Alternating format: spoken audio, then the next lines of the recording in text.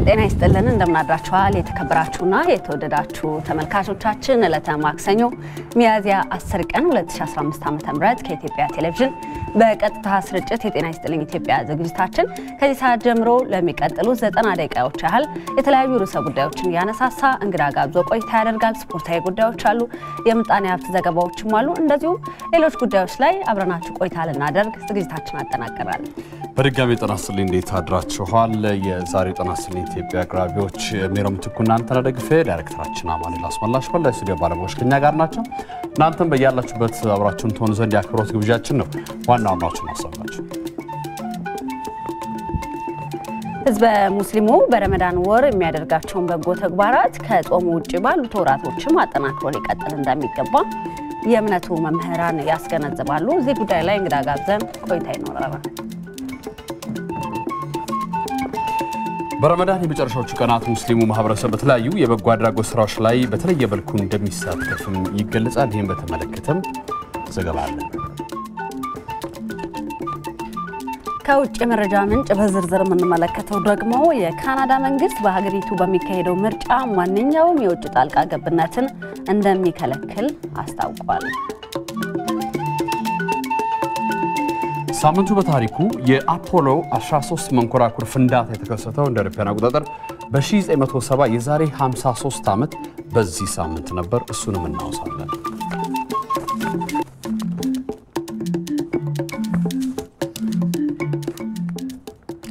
እነዚህና ሌሎች ጉዳዮችን ከኛ ጋር ቆይታ ካደረጋችሁ መታገኙ ይሆናል።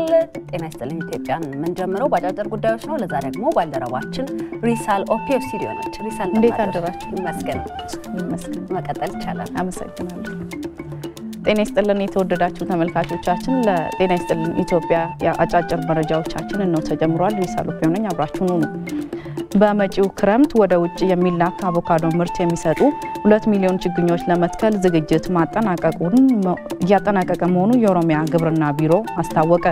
በክልሉ ግብርና ቢሮ የአትክልትና ፍራፍሬ ዘርፍ ምክትል ኃላፊ አቶ ማመድ ሳኒ አሚን ለኢዜአ እንደገለጹት በክልሉ ሙዝና አቮካዶ ጨምሮ በስፋትና በጥራት ተመርቶ ለውጭ ገበያ እንዲውል የሚሰራ ኢኒሼቲቭ ተቀርጾ ወደ ስራ ተገብቷል። በተለይም ኢኒሼቲቭ ከተጀመረበት ጊዜ ጀምሮ ባለፉት 4 ዓመታት አቮካዶን በ10,000 ሄክታር መሬት ላይ ማልማት መቻሉን አክለዋል። የመርሃ ግብሩ አካል የሆነና በመጪው ክረምት የአቮካዶ ምርት ማስፋፊያ ኢኒሼቲቭ በ4,000 ሄክታር መሬት ላይ የሚተከል 2 ሚሊዮን የአቮካዶ ችግኝ ዝግጅት ላይ መሆኑን ገልጸዋል። በበጀት ዓመቱ 3,000 ኩንታል የአቮካዶ ምርት ወደ ውጭ መላኩንና በቀጣይ ዓመት የምርቱን መዳረሻ አገራት በማስፋት የሚላከውን ምርት በእጥፍ ለማሳደግ እየተሰራ መሆኑን ጠቁሟል። በመጪው ክረምት በክልሉ በሚከናወኑ 5ኛው የአረንጓዴ አሻራ መርሃ ግብር ለውጭ ገበያ የሚላከው አቮካዶን ጨምሮ ለምግብነት የሚውሉ ፍራፍሬዎች ልዩ ትኩረት የሚሰጠው መሆኑን ጠቁሟል።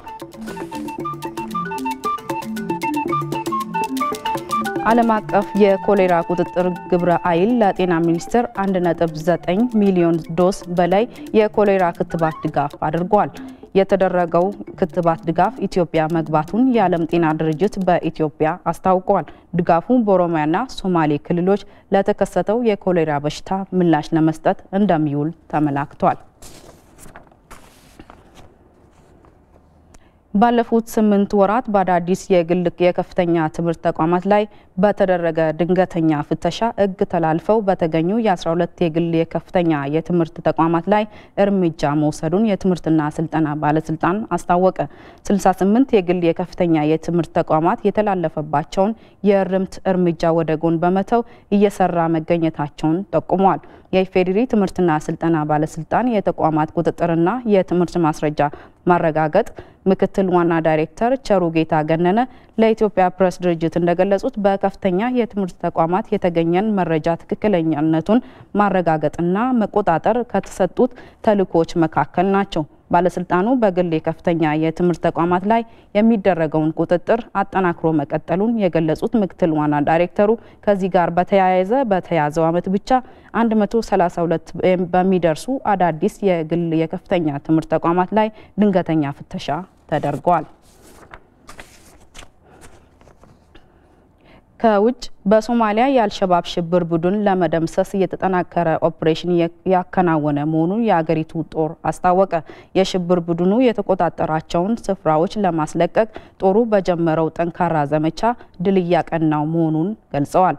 አልሸባብ ለረጅም ዓመታት ከተቆጣጠራቸው የማዕከላዊ ሶማሊያ አካባቢዎች ለቆ ወደ ደቡባዊ ሶማሊያ እየሸሸ ነው ተብሏል። ጦሩም ቀጣይ ትኩረቱን በዛው አካባቢ እንደሚያደርግ አስታውቋል። የዜጎቹን ሰላም ለማስጠበቅ ሞቃዲሾን ጨምሮ በከተሞች በየቀኑ የተጠናከረ ፍተሻ እየተደረገ ነው። ዘገባው የአልጀዚራ ነው። ተመልካቾቻችን ለሰዓቱ ያዝናቸውን መረጃዎች እነዚህ ነበሩ። ከኛ ጋር ስለነበራችሁ እናመሰግናለን። ከቀሪ ዝግጅቶች ጋር መልካም ጊዜ ወደ እናንተ መለስ። እናመሰግናለን። ለሰዓት በድጋሚ እንገናኛለን።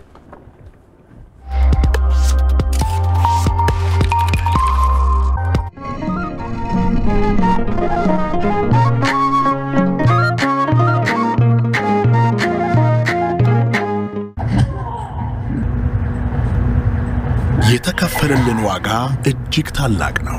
እኛን ተክቶ ለኃጢአታችንና ለበደላችን እሱ ሞተ። በምንጓዝበት የሕይወት ጎዳና ሁሉ ከከፍታው መውጣት፣ ባልታሰበ አጋጣሚ ወደ ዝቅታው መውረድ ይገጥመናል። ከዝቅታው ሊያወጣን የሚችል አስተማማኝ አጋር ግን ሁሌም ቢሆን ያስፈልገናል። በዘመን ጅረት ውስጥ አልፈን ዛሬም ድረስ ዘመኑን የዋጀ ዋስትና በመስጠት በችግሮ ልንደርስሎ ሁሌም ቢሆን የክንዶትን ያህል ቅርብ ሆነን በዓሉን በቤተሰብ መካከል ሆነው ከቁጥር ሳይጎሉ በሰላምና በፍቅር በማሳለፎ ታላቅ ደስታ ይሰማናል። ለመላው የክርስትና እምነት ተከታዮች የትንሣኤ በዓል የፍቅር፣ የሰላም፣ የይቅርታና የመረዳዳት በዓል ይሁንላችሁ። መልካም የትንሣኤ በዓል። አስተማማኝ አጋሮ የኢትዮጵያ መድን ድርጅት። በሰሙነ ፋሲካ ውብ ድባብ እምነት ወግና ባህላችንን ተላብሰን በልዩ ፍቅር ከገነባነው ጎጆ ስር አምረንና ተውበን ደግሞም ካሳደገን ቤተሰብ ጋር በዓሉን በድምቀት ልናከብር ከበረከታቸውም ተካፍለን አያት ካደረግናቸው ወላጆች ወደ ቀጣይ ትውልድ እሴቶቻችንን አሻግሮ ከዓመት ዓመት ያድርሰን የሚለው አያት ከ60/40 የረጅም ጊዜ አከፋፈል በተጨማሪ በዓሉን ምክንያት በማድረግ እስከ ሚያዝያ 29 የሚቆይ በቤቶቹ ላይ እስከ 35% በሱቆቹ ደግሞ እስከ 30% ልዩ ቅናሽ አድርጓል። ከአያት ጋር ያሰቡት ይሳካል። ለበለጠ መረጃ በ0976 60 60 60 ወይም በ0977 60 60 60 ይደውሉ። እንኳን ለብርሃነ ትንሣኤው በሰላም አደረሰው። አያት ዞሮ መግቢያዬ። ቴሌብር በብርሃን ፍጥነት የተወደደ በአጭር ጊዜ ውስጥ እጥፍ ድርብ የተራመደ አሁን ደግሞ አገልግሎቱ ይበልጥ እየላቀ ቴሌብር ሱፐር አፕን አስተዋወቀ። ቴሌብር ሱፐር አፕ የደህንነት አጥሩ ጠንካራ፣ በፊት ገጽና በጣት አሻራ የሚሰራ በውስጡ በርካታ መተግበሪያዎችን ይዟል። በአንዴ የይለፍ ቃል ሁሉንም መጠቀም ያስችላል። ቴሌብር ሱፐር አፕ ሂሳብ በወቅቱ ባለመክፈል የሚመጣ የክፍያ ቅጣትን ያስቀራል። በቂ ሂሳብ ከሌሎት የብድር አማራጭ ያቀርባል። አስታውሱ በመክፈል ደረሰኝ ይሰጣል። በቴሌብር ሱፐር አፕ በአንድ ጊዜ የቡድን ክፍያ መፈጸም ይቻላል። ግብይት ሲፈልጉ በአቅራቢያው ያለውን የቴሌብር ወኪል ይጠቁማል። አንድ ሰማይ ለከዋክብት ሁሉ መድመቂያ፣ እልፍ ጉዳይ በአንድ መተግበሪያ። አሁኑኑ የቴሌብር መተግበሪያውን ያዘምኑ አሊያም አውርደው በመጫን ሽልማቶን ያግኙ። ቴሌብር ሱፐር አፕ ኢትዮ ቴሌኮም። በአውሎ ንፋስና በአስፈሪው ቀን መሃል በድቅድቅ ጨለማ ብርሃን ያሳይሃል። በመከራና በሕማም በረዥሙ ጻማ ሁሌም ብርሃን አለ። የመነሳት ዜማ ሐሩር ባልነው በረሃ ይዘንባል። ያኔ ፍጥረት እንደ አዲስ ያብባል። ድቅድቅ ያልነው ጨለማ ያልፋል። ያኔ በጎ እየፈካ ክፉ ይሸነፋል። ለዚህም የጌታ ትንሣኤ ተስፋና ጽናት ይሆናል። እንኳን ለጌታችን ለኢየሱስ ክርስቶስ የትንሣኤ በዓል በሰላም አደረሳችሁ። የኦሮሚያ ህብረት ሥራ ባንክ ለላቀ ለውጥ የቆመ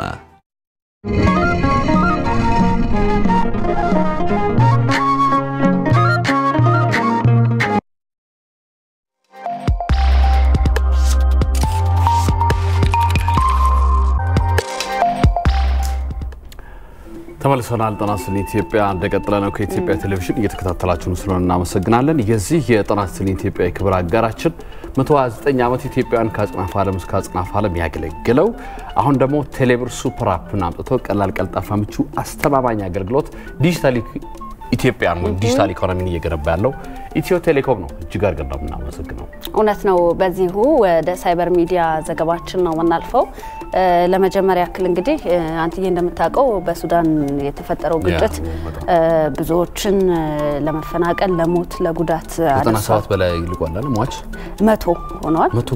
100 ገብቷል የሟቾች ቁጥር። እንግዲህ ግጭቱ የተፈጠረው ተመልካቾቻችን በካርቱም በፈጥኖ ደራሽ ኃይልና በሀገሪቱ ጦር መካከል የሚደረገው በተፈጠረ አለመግባባት ነው። እንግዲህ ውጊያው ዛሬ አራተኛ ቀኑ ነው ያስቆጠረ የሚገኘው። እንግዲህ መሀል ከተማ ላይ ካርቱም ላይ ከባባድ መሳሪያዎችን በመጠቀም ስለሆነ ውጊያው እየተካሄደ ያለው ከዚህ በላይም ቁጥሩ ሊጨምር እንደሚችል ነው።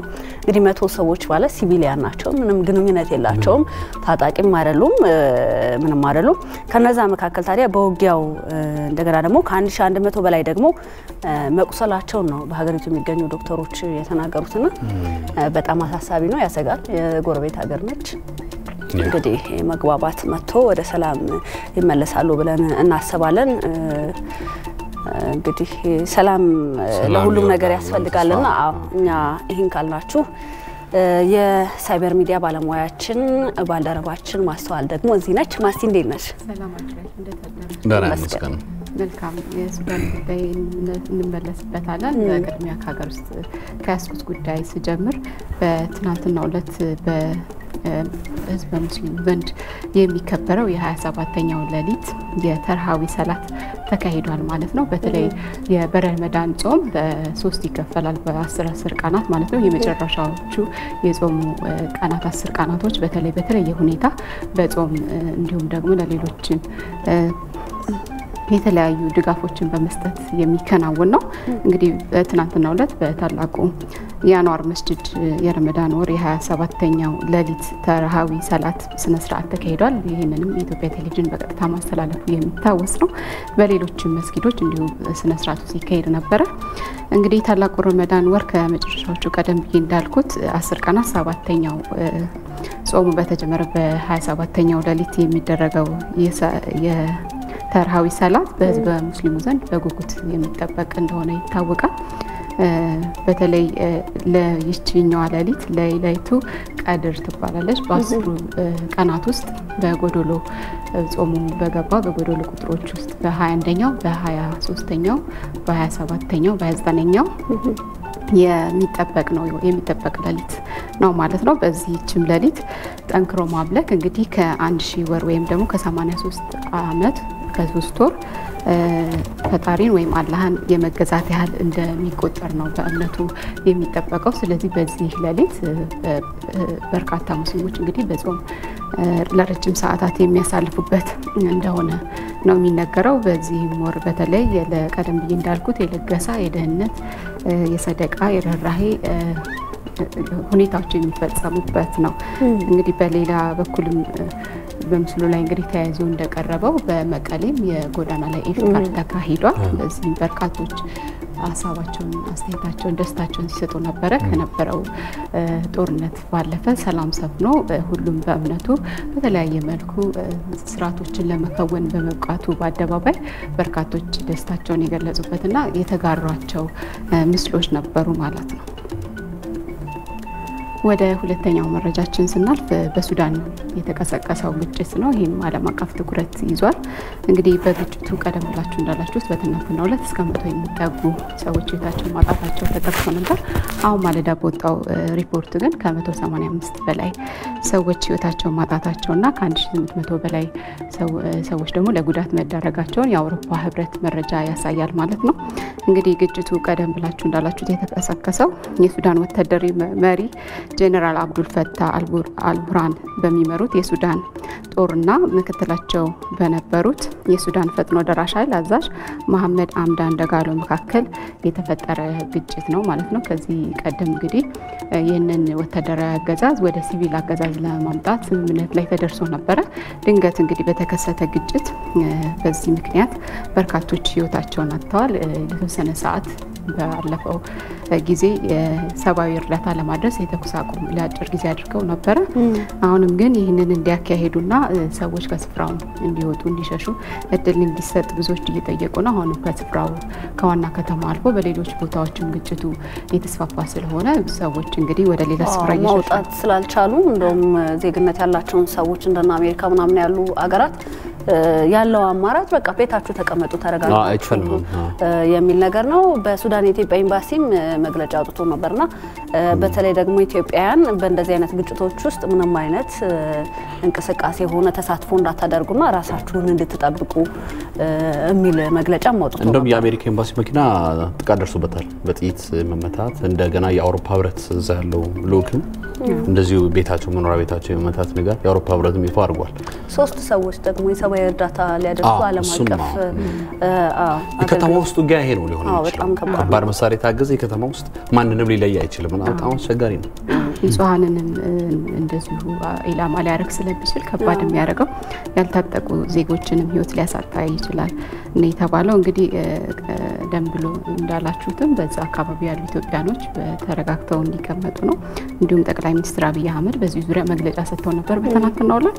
የሱዳን ህዝብ አሁን ካጋጠመው ሁኔታ ለመውጣት የሚያስችለው ጥበብና ችሎታ ያለው ህዝብ ስለሆነ ይህንን በጥበብ በማስተዋል የራሱን ጉዳይ በራሱ በመፍታት ሌሎችን ጣልቃ ባለማስገባት እንዲፈታው፣ ነገር ግን ለስምምነት ለድርድር ከሆነ የሌሎችን እገዛ ቢቀበል መልካም ነው። ይህንን በትዕግስት ማለፍ ይገባል ብለዋል ጠቅላይ ሚኒስትር አብይ አህመድ ማለት ነው። እንግዲህ ሌሎች ዓለም አቀፍ ማህበረሰብ ይህንን ግጭት ቶሎ እንዲበርድ የራሳቸውን ጥረት እያደረጉ ነው። ይህንንም ደግሞ ድርጊት እየተቃወሙ ይገኛሉ ማለት ነው። እንግዲህ እስካሁን አዲስ ነገር የለም እስከ ማለዳ። በሱዳን በኩል ያለው መረጃ ይሄን ይመስላል። ወደ ሌላኛው መረጃችን ስናልፍ ወደ ቻይና የሚወስደን ነው። በቻይና አንድ አለት እንግዲህ የብዙ ቱሪስቶችን ትኩረት ስቧል። ዴር ዴቪል ስቶን ይባላል። ከአቅም በላይ ተወዳጅነት ካገኘ በኋላ በኦንላይን በጣም በርካታ ቱሪስቶች ወደዛ በማቅናት ፎቶ ለመነሳትና ለሶሻል ሚዲያው ለመልቀቅ ወይ ታዋቂነትን ለማግኘት ህይወታቸውን አደጋ ላይ በሚጥል መልኩ የተለያዩ ምስሎችን የተነሱ ይገኛሉ። በዚህ የሀገሪቱ መንግስት ይህ ጠርዝ ላይ ያለችው አለት የመሰንጠቅ ሁኔታ ስለታየበት ወደዛ እንዳትጠጉ ብሎ ማስታወቂያ ሁሉ ለጥፎ ነበር። ነገር ግን ይህንን መመሪያ ጥሰው በርካቶች በዚህ አለት ጠርዝ ላይ የተለያዩ ቪዲዮዎችንና ፎቶዎችን እየተነሱ ነበር። የሀገሪቱ መንግስት እንግዲህ በመጨረሻ የወሰደው ውሳኔ አለቱን ማፍረስ ነው ማለት ነው። ከአለቱን ፈረሰ አስፈረሱት። አይ ልክ ነው እና ሰው ከመጎዳት በፊት አለቱ ከፈረሰ በኋላ እንግዲህ ያው በርካታ አስተያየት ነው ያስተናገደው። አንደኛ ትችትና ሙገሳ ነው። ትችቱ ምንድነው? የተለያዩ አጥሮችን አጥሮ የቱሪስት መስህብ ሆኗል አንዴ። ነገር ግን አጥሮችን ከልሎ ደህንነቱን አስጠብቆ ሰዎች እንዲጎበኝ ማድረግ ይችል ነበረ። ሌሎች ደግሞ ያው እዛ አካባቢ የሚሄዱት ቱሪስቶች መመሪያውን ካልሰሙ ከዚህ በላይ የሰው ህይወት ይቀድማልና ያደረገው እሱ ነው መቅደም ያለው ትክክል ነው የሚል ነው። በመሰረቱ ይህ ቦታ የቱሪስት መስህብ አልነበረም። ድንገት ሰዎች ተመልክተውት ትኩረት እንዲያገኝ ያደረጉት ቦታ ነው በአጋጣሚ ማለት ነው። ነገር ግን ያው ሰዎች እዛ አካባቢ የሚጎርፉ ሰዎች መብዛታቸውና እንዲሁም ደግሞ ከመሰንጠቁ ጋር በተያያዘ ለአደጋ አስጊ በመሆኑ የሀገሪቱ መንግስት በዚህ መልኩ አፍርሶታል ማለት ነው። እንግዲህ በርካታ ሰዎች ቆመው ሲደንሱ ገላግሏቸው የቤት እንስሳቶች የሚተርፉ አይመስለኝም። አይተዋል ርቀቱን በጣም ምንልሽ አሁን እዚህ ጫፏ ላይ ተነሳሽ ያልተነሳሽ ምንድነው? ሶሻል ሚዲያ ተጠቀሙ። እኔ አልተጠቀሙ ግን ያው ነገሩ ነው ምን የብዙ ሰዎች ትኩረት ማግኛ ነው። ቦታው በጣም ነው የሚያምረው ግን እንደተባለው ደህንነት ስለሚቀደም እንዴ በስመ አብ በጣም ረጅም ነው። ያው በርካቶች እንግዲህ በተለይ የሶሻል ኦንላይን ሚዲያው የብዙዎችን ትኩረት ከያዘ በኋላ ህይወታቸውን ሁሉ አደጋ ላይ እስከመጣል ትኩረት ለማግኘት የሚንቀሳቀሱበት ሁኔታ ነው። በእንደዚህም አጋጣሚ በርካቶች ህይወታቸውን የሚያጡበትን ሁኔታ እናስታውሳለን። እዚህ ስፍራ ላይም ባይሆንም ሌሎች ለሶሻል ሚዲያ ሲባል አደገኛ ሁኔታዎችን በመፈጸም ህይወታቸውን ያጡ በርካቶች እንዳሉ ይታወቃልና እንግዲህ የቻይና መንግስት በወሰደው እርምጃ ትችትና ሙገሳ እያስተናገደ ነው ማለት ነው። ወደ መጨረሻው እንደዚሁ አስገራሚ መረጃ ይሳልፍ።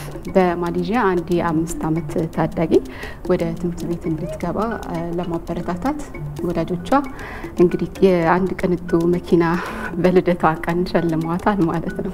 እንግዲህ ብዙዎችንም ያነጋገረው የመርሴዲስ ኤስዩቪ የተባለው መኪና ይገዙላት እናትየዋ ትምህርቷን ለመማር ምን እንደምትፈልግ ወይም ደግሞ ምን እንደሚያበረታታት ከጠየቀቻት በኋላ ይህ መኪና እንዲገዛላት ነው የጠየቀችው። በዚህ ምክንያት እንግዲህ መኪና ተገዝቶላታል። ነጋዴ ናት እናትየዋ። እንግዲህ ያው የናጠጡ ቤተሰቦች ከሚባሉት ተርታ ናቸው። ነገር ግን በዚህ ያህል ደረጃ በተለይ ለ5 ዓመት ታዳጊ ሕፃን መኪናውንም ያው ትነዳዋለች ተብሎ አይታሰብም። እንደ ማበረታቻ መቅረቡ ብዙዎችን ያስገርም ይገኛል። ምክንያቱም ልጅቷንስ ያን ያህል ያበረታታታል ወይስ ከዚህ በላይ ደግሞ በትምህርቷ እየገፋች በሄደች ቁጥር የበለጠ ከባድ ነገር ትጠብቅ ይሆን ወይ?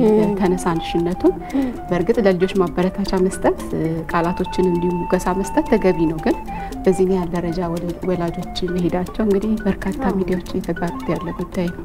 ከእድሜዋ አንፃር ምናልባት ሊያመላልሱበት እሷ ሊወስዱበት ሊያመጡበት ይችላል እንጂ ያን ያህል እንደ ልጅም መኪናው እንትን ያረጋታል ብዬ አላስብም። እኛ በትልልቆች አምሮ ሲታይ የመኪና ውድነት ሌክዠሪነት ምናምን እሱን ኮንሲደር እናደርጋለን። በሷ እድሜ ልክ ግን ይሄንን ተረዳለች ይላል። ምናልባት ትንሿን መርሴዲስ እቺ የቃቃዋ ብትሆን ፎርም ታነሳሳች ይመስለኛል። ከምታየውና ካዋዋሉ አንፃር ሊሆን ይችላል ይሄን የጠየቀችው እነሱም ካላቸው የኑሮ ደረጃ ሊሆን ይችላል። ግን ያው በበርካቶች ዘንድ እንግዲህ ትልቅ የሆነ ስራ ሰርተው ዩኒቨርሲቲ ተመረቀው እንኳን ይሄንን ማግኘት ያልቻሉ በርካቶች ናቸውና በዚህ እድሜዋ ይሄንን ስራ ማግኘቷ እንግዲህ በርካቶች እየተጋሩት ያለው ሌላኛው መረጃ አዝናኝ መረጃ ነበር ማለት ነው። ለዛሬ ያስኳቸው መረጃዎች እንደዚህ ነው። እናመሰግናለን።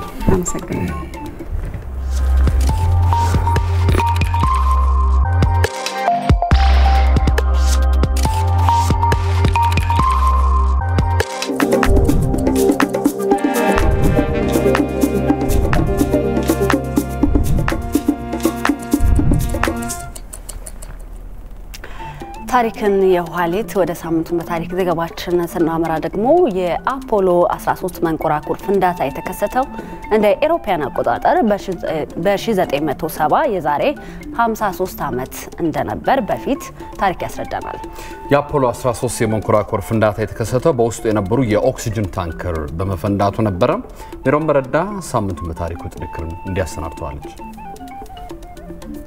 አፖሎ 13 በናሳ የአፖሎ የጠፈር ፕሮግራም ውስጥ ሰባተኛው የጠፈር ተመራማሪዎችን ይዞ የሚንቀሳቀስና በጨረቃ ላይ አርፎ ቅኝት ለማድረግ ተልእኮ የነበረው መንኮራኩር ነው።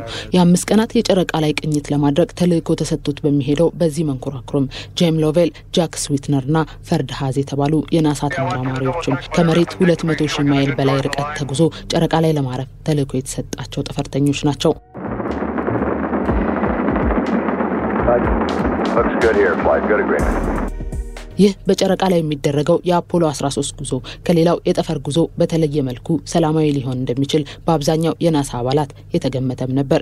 የአፖሎ 8ን ጉዞ ጨምሮ ሌሎች 3 ተልእኮዎችን በብቃት እንደፈጸመ የሚነገርለት በጠፈርተኛ ጄም ሎቬል የተመራው ቡድንም በሰላማዊ ሁኔታ ላይ እንዳለና መንኮራኩሩ ቀለል ያለ ችግር ገጥሞት እሱን ለመፍታት ጥረት እያደረጉ ስለመሆናቸው መልእክት ማስተላልፈው ነበር።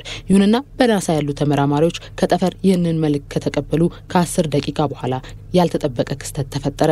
በመንኮራኩሩ ውስጥ የነበረው የኦክሲጅን ታንከር ፈነዳ። ታዲያ ያ ሰላማዊ መስል የነበረው የጠፈር ጉዞ በአንዴ ወደ አልታሰበ አደጋ አምርቶ በናሳ የነበሩት የጠፈር ባለሙያዎች ተልእኮ ተሰጥቷቸው ወደ ጠፈር ያመሩትን 3ቱን ጠፈርተኞች ህይወት ማዳን ላይ ያተኮረ ስራ መስራት ጀመሩ። የነገሩ መነሾ እንዲህ ነው። አፖሎ የጠፈር መንኮራኩር በበረራ ወቅት አብዛኛውን የኤሌክትሪክ ኃይል የሚያቀርቡትን የነዳጅ ክፍሎች ለማንቀሳቀስ 2 ታንከር ሃይድሮጅንና 2 ታንከር ኦክሲጅን ይዞ ነበር። እንደ ናሳ ምርመራ በመንኮራኩር ውስጥ ያለው ሁለተኛው የኦክሲጅን ታንከር እንደ አውሮፓውያን አቆጣጠር በአፖሎ 10 በተደረገው የጠፈር ጉዞ ወቅት በጥገና ላይ ወድቆ የኋለኛው ታንከሩ ክፍል ላይ የማይታይ የውስጥ ጉዳት ደርሶበት እንደነበር ያሳያል። እንደ አውሮፓውያን አቆጣጠር በ1970 በሙከራ ጊዜ እንደገና የተጫነው ይህ የኦክሲጅን ታንከር በውስጡ ወጥቶ ያላለቀ ፈሳሽ ኦክሲጅን እንደነበረው ምርመራዎች አረጋግጠዋል። በወቅቱ ከታንከሩ ያልወጣውን ኦክሲጅን ለማስወጣት ሲደረግ በነበረው ጥረትም በውጭ የሚታይ ችግር ባይኖርም በታንከሩ ውስጥ ግን ባሉ ሽቦዎች ላይ ጉዳት ደርሶ ነበር። ታዲያ በአፖሎ 13 የጠፈር ጉዞ ወቅት በበረራው ላይ ያሉ ጠፈርተኞች ይህን ኦክሲጅን የያዘውን ታንከር ያበራሉ። ይሄኔ ነው በውስጥ ሽቦዎች ላይ ጉዳት ደርሶበት የነበረው ታንከር ፈንድቶ ሰላማዊ ተብሎ የነበረው የጠፈር ጉዞ በደቂቃዎች ውስጥ እንዳልነበረ የሆነው ይሁንና ግን በዚህ የጠፈር ጉዞ ውስጥ ምንም እንኳን አፖሎ 13 የጨረቃ ተልእኮውን ሳያሳካ በጠፈር ላይ ቢፈነዳም እንደ እድል ሆኖ ግን ከብዙ ጥረቶች በኋላ ጠፈርተኞቹ በህይወት እንዲመለሱ ሆኗል። ታዲያ ይህ የአፖሎ 13 ተልእኮ የተሳካ ውድቀት የሚል ስያሜም ተሰጥቶታል። የዚህ የአፖሎ 13 ፍንዳታ የተከሰተውም እንደ አውሮፓውያን አቆጣጠር በ1970 የዛሬ 53 ዓመት በዚህ ሳምንት እንደነበር ታሪክ ያስረዳል። መትረፋቸው ነው መልካሙ ነገር። እንግዲህ አንዳንድ ቴክኖሎጂ እንደዚህ አይነት ነገሮች ያጋጥማል ግን ከዛ በኋላ ትልቅ ሌሰን ይሆናቸዋል ለአሜሪካኖች። ከዛ በኋላ የተሳካ ውድቀት የምትለው አርስት ገርማኛለች። ከዛ በኋላ የተሳካ ጉዞ ነው ያደረጉት ተብሎ ይታሰባል። ለማንኛውም ስፖርት ኒድ ወደ ስፖርት ስናመራ እንግዲህ በትላንትናው ዕለት የቦስተን ማራቶን ተካሂዶ ነበር። የኢትዮጵያ አትሌቶች ተጠብቀው የነበረ ቢሆንም ነገር ግን ድል አልቀናቸውም። እነዚህና ሌሎች ስፖርታዊ ዘገባዎችን ሊያስቃኘን ባልደረባችን አዲስ የሸዋዝ ስቱዲዮ ነው። አዲስ እንዴት ነህ? ይመስገን። መቀጠል ይቻላል። አየር ሰዓቱ ያንተ ነው። እርግጥ ጀምረሻል። ቦስተን ማራቶን ትላንት ተደርጎ ነበር። ኢትዮጵያውያን አትሌቶች ያሸንፉበታል ተብሎም ነበር። እርግጥ በሴቶች ሁለተኛ ደረጃን ይዘናል፣ በወንዶቹ ግን ሊሳካልን አልቻለም።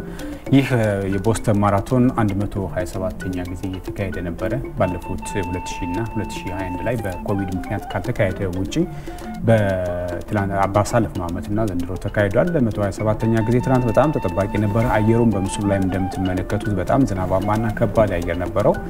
የፕላቲኒየም ደረጃ ያለው በጣም ታዋቂና ብዙ አትሌቶች የሚሳተፉበት አትሌት ነው። ይህ የቦስተን ማራቶን እንደምታስታውሱት ከ10 ዓመት በፊት እዚህ ቦስተን ማራቶን መነሻና መጨረሻው ወይም ደግሞ የፊኒሺንግ ኤሪያ ላይ ፈንጂ ፈንድቶ በርካቶች ህይወታቸው እንዳጡ ይታወቃል። በወቅቱ ሌሊሳ ኢትዮጵያዊ አትሌት እንዳሸነፈ እናስታውሳለን። ያገኘውን ሜዳሊያና ተወሰኑ ሽልማቶችን ለመታሰቢያ እንዲሆን እንዳደረገውና ኢትዮጵያ ጋር በጣም ተሰሰረ ያለው የማራቶን ውድድር ነበረ።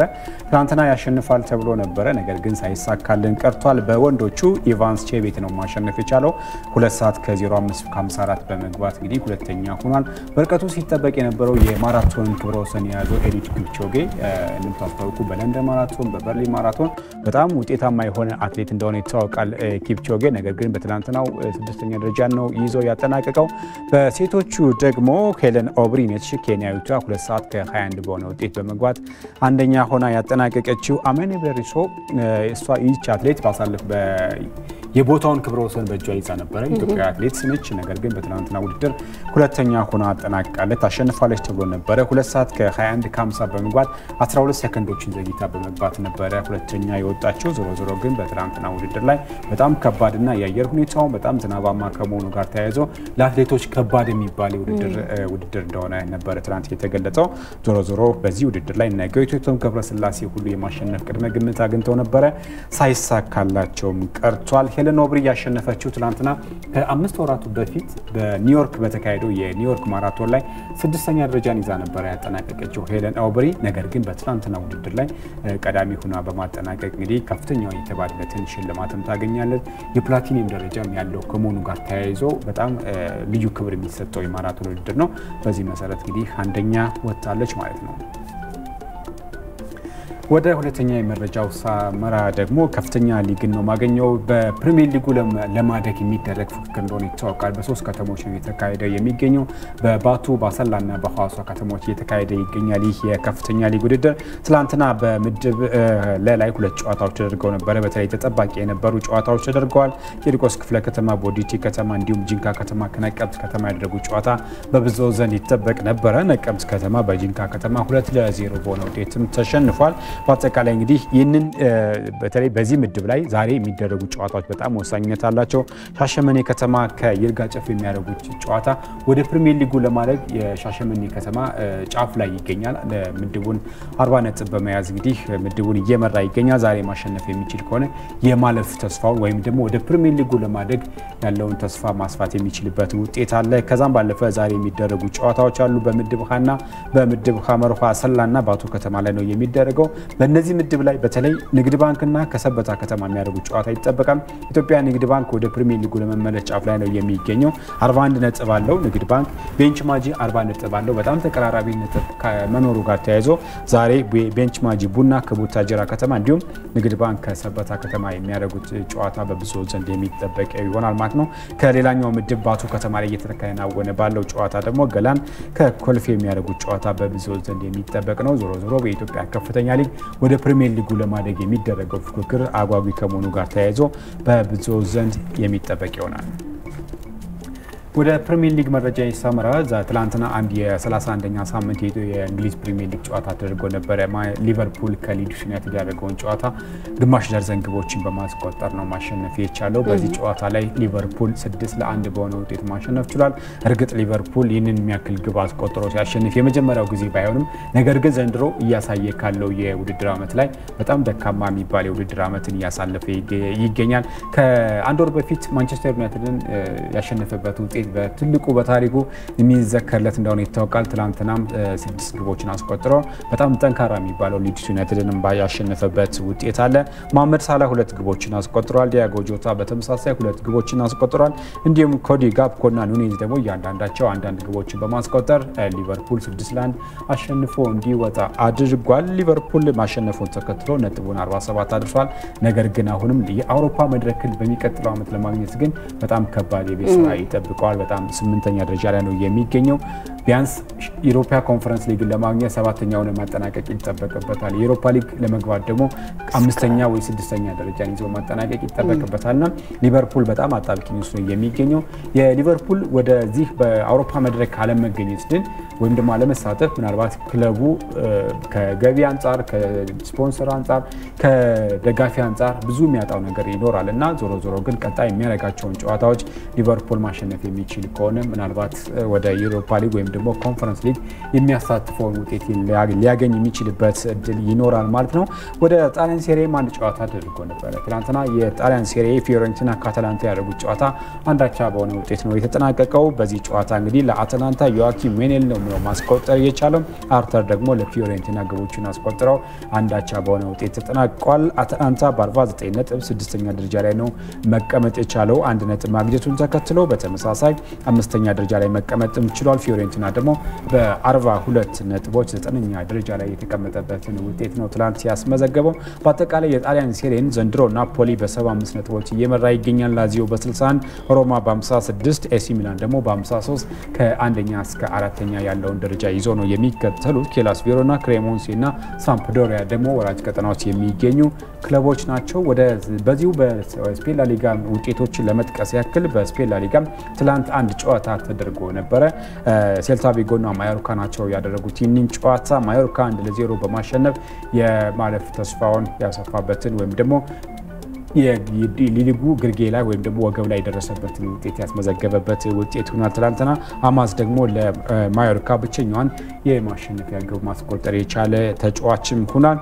ማዮርካ ማሸነፉን ተከትሎ በ37 ነጥብ 11ኛ ደረጃ ላይ የተቀመጠበትን ውጤት ነው የተመዘገበው። በስፔን ላሊጋ ምናልባት ትላንትና በአጠቃላይ የስፔን ላሊጋን ባርሴሎና በ73 ነጥቦች ነው እየመራ የሚገኘው። ማድሪድ ደግሞ በ62 ይከተላል። ወደ ዩሮፓ ሻምፒዮንስ ሊግ ጨዋታዎች እናምራ። የሻምፒዮንስ ሊግ ጨዋታ የሩብ ፍጻሜ ጨዋታዎች እየተከናወኑ እንደሆነ ይታወቃል። ባሳለፍነው ሳምንት የመጀመሪያ ዙር ጨዋታዎች ተደርገዋል። በዚህ ሳምንት ደግሞ የመልስ ጨዋታ ዛሬና ነገ ይከናወናል። ዛሬ ከሚጠበቁት መካከል ሪያል ማድሪድ ከሜዳ ውጪ ከቼልሲ ጋር የሚያደርገው ጨዋታ በብዙ ዘንድ ይጠበቃል። ቼልሲ በዚህ የውድድር ዓመት ደካማ የሚባል የውድድር ዓመትን እያሳለፈ ይገኛል። ባሳለፈው 4 ጨዋታዎች ግብ ሳያስቆጠር ነው ሽንፈት ያስተናገደው ቼልሲ።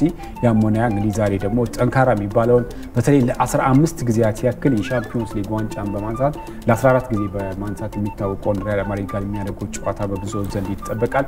ባሳለፍነው ሳምንት በሳንቲያጎ ቤርናባው የተደረገውን ጨዋታ በቪኒሲየስ ጁኒየር እና በአሴንሲዮ ግቦች ማድሪድ 2-0 ማሸነፉ ይታወቃል። በዚህ ጨዋታ ላይ እንግዲህ 2-0 አሸንፎ ማድሪድ የማለፍ ተስፋው አለው። የፍራንክ ላምፓርዱ ቼልሲ ደግሞ ይህንን ውጤት ቀልብሶ ምናልባት 3-2 ወይም ደግሞ ከዛ በላይ በሆነ ውጤት አሸንፎ ማሸነፍ የሚችል ከሆነ ምናልባት ለግማሽ ፍጻሜ መድረስ የሚችልበት እድል ሰፊ ነው። ነገር ግን ማድሪድ ካለው አቋም አንጻር ካለው የሻምፒዮንስ ሊግ ልምድ አንጻር በእንደዚህ አይነት ጨዋታዎች እዚህ ደረጃ ደርሶ ማድሪድ አሳልፎ የሚሰጥ ክለብ አይደለም። ካርሎ አንቸሎቲ ደግሞ በዚህ ልምድ ያላቸው አሰልጣኝ ከመሆናቸው ጋር ተያይዞ ለቼልሲ ከባድ ሊሆንበት እንደሚችል ነው የሚጠበቀው። ፍራንክ ላምፓርድ ግን በዛሬው ጨዋታ የተቻለውን ሁሉ አድርገን ለግማሽ ፍጻሜ ለመድረስ ጥረት እናደርጋለን ብለዋል። ነገር ግን ከባድ እንደሆነ ነው የሚገለጸው።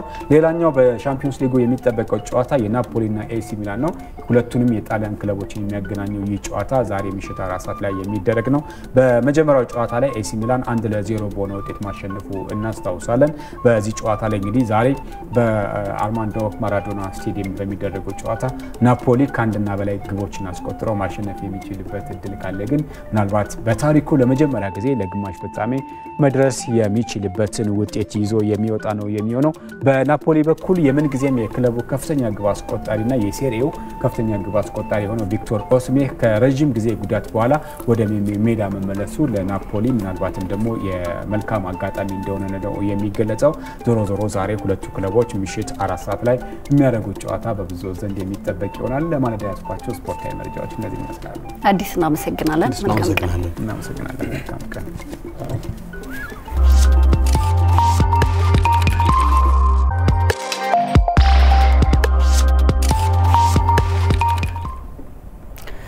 ተመልሰናል። አሁን እንግዲህ በያዝነው ወር ታላቁ የረመዳን ጾም እየተጾመ ነው የሚገኘው። ቀደም ሲል ደግሞ በኢትዮጵያ ኦርቶዶክስ እምነት ተከታዮች ዘንድ ደግሞ የአብይ ጾም እንደዚሁም ደግሞ በካቶሊክ አማኞች ዘንድ የሚጾማል ይሄ ጾምና ለ55 ቀናት ሲጾም ቆይቶ እንግዲህ ጾሙ ተፈጽሞ የፋሲካ በዓል ሆኗል። አሁን ደግሞ ታላቁ የረመዳን ጾም እየተጾመ ነው።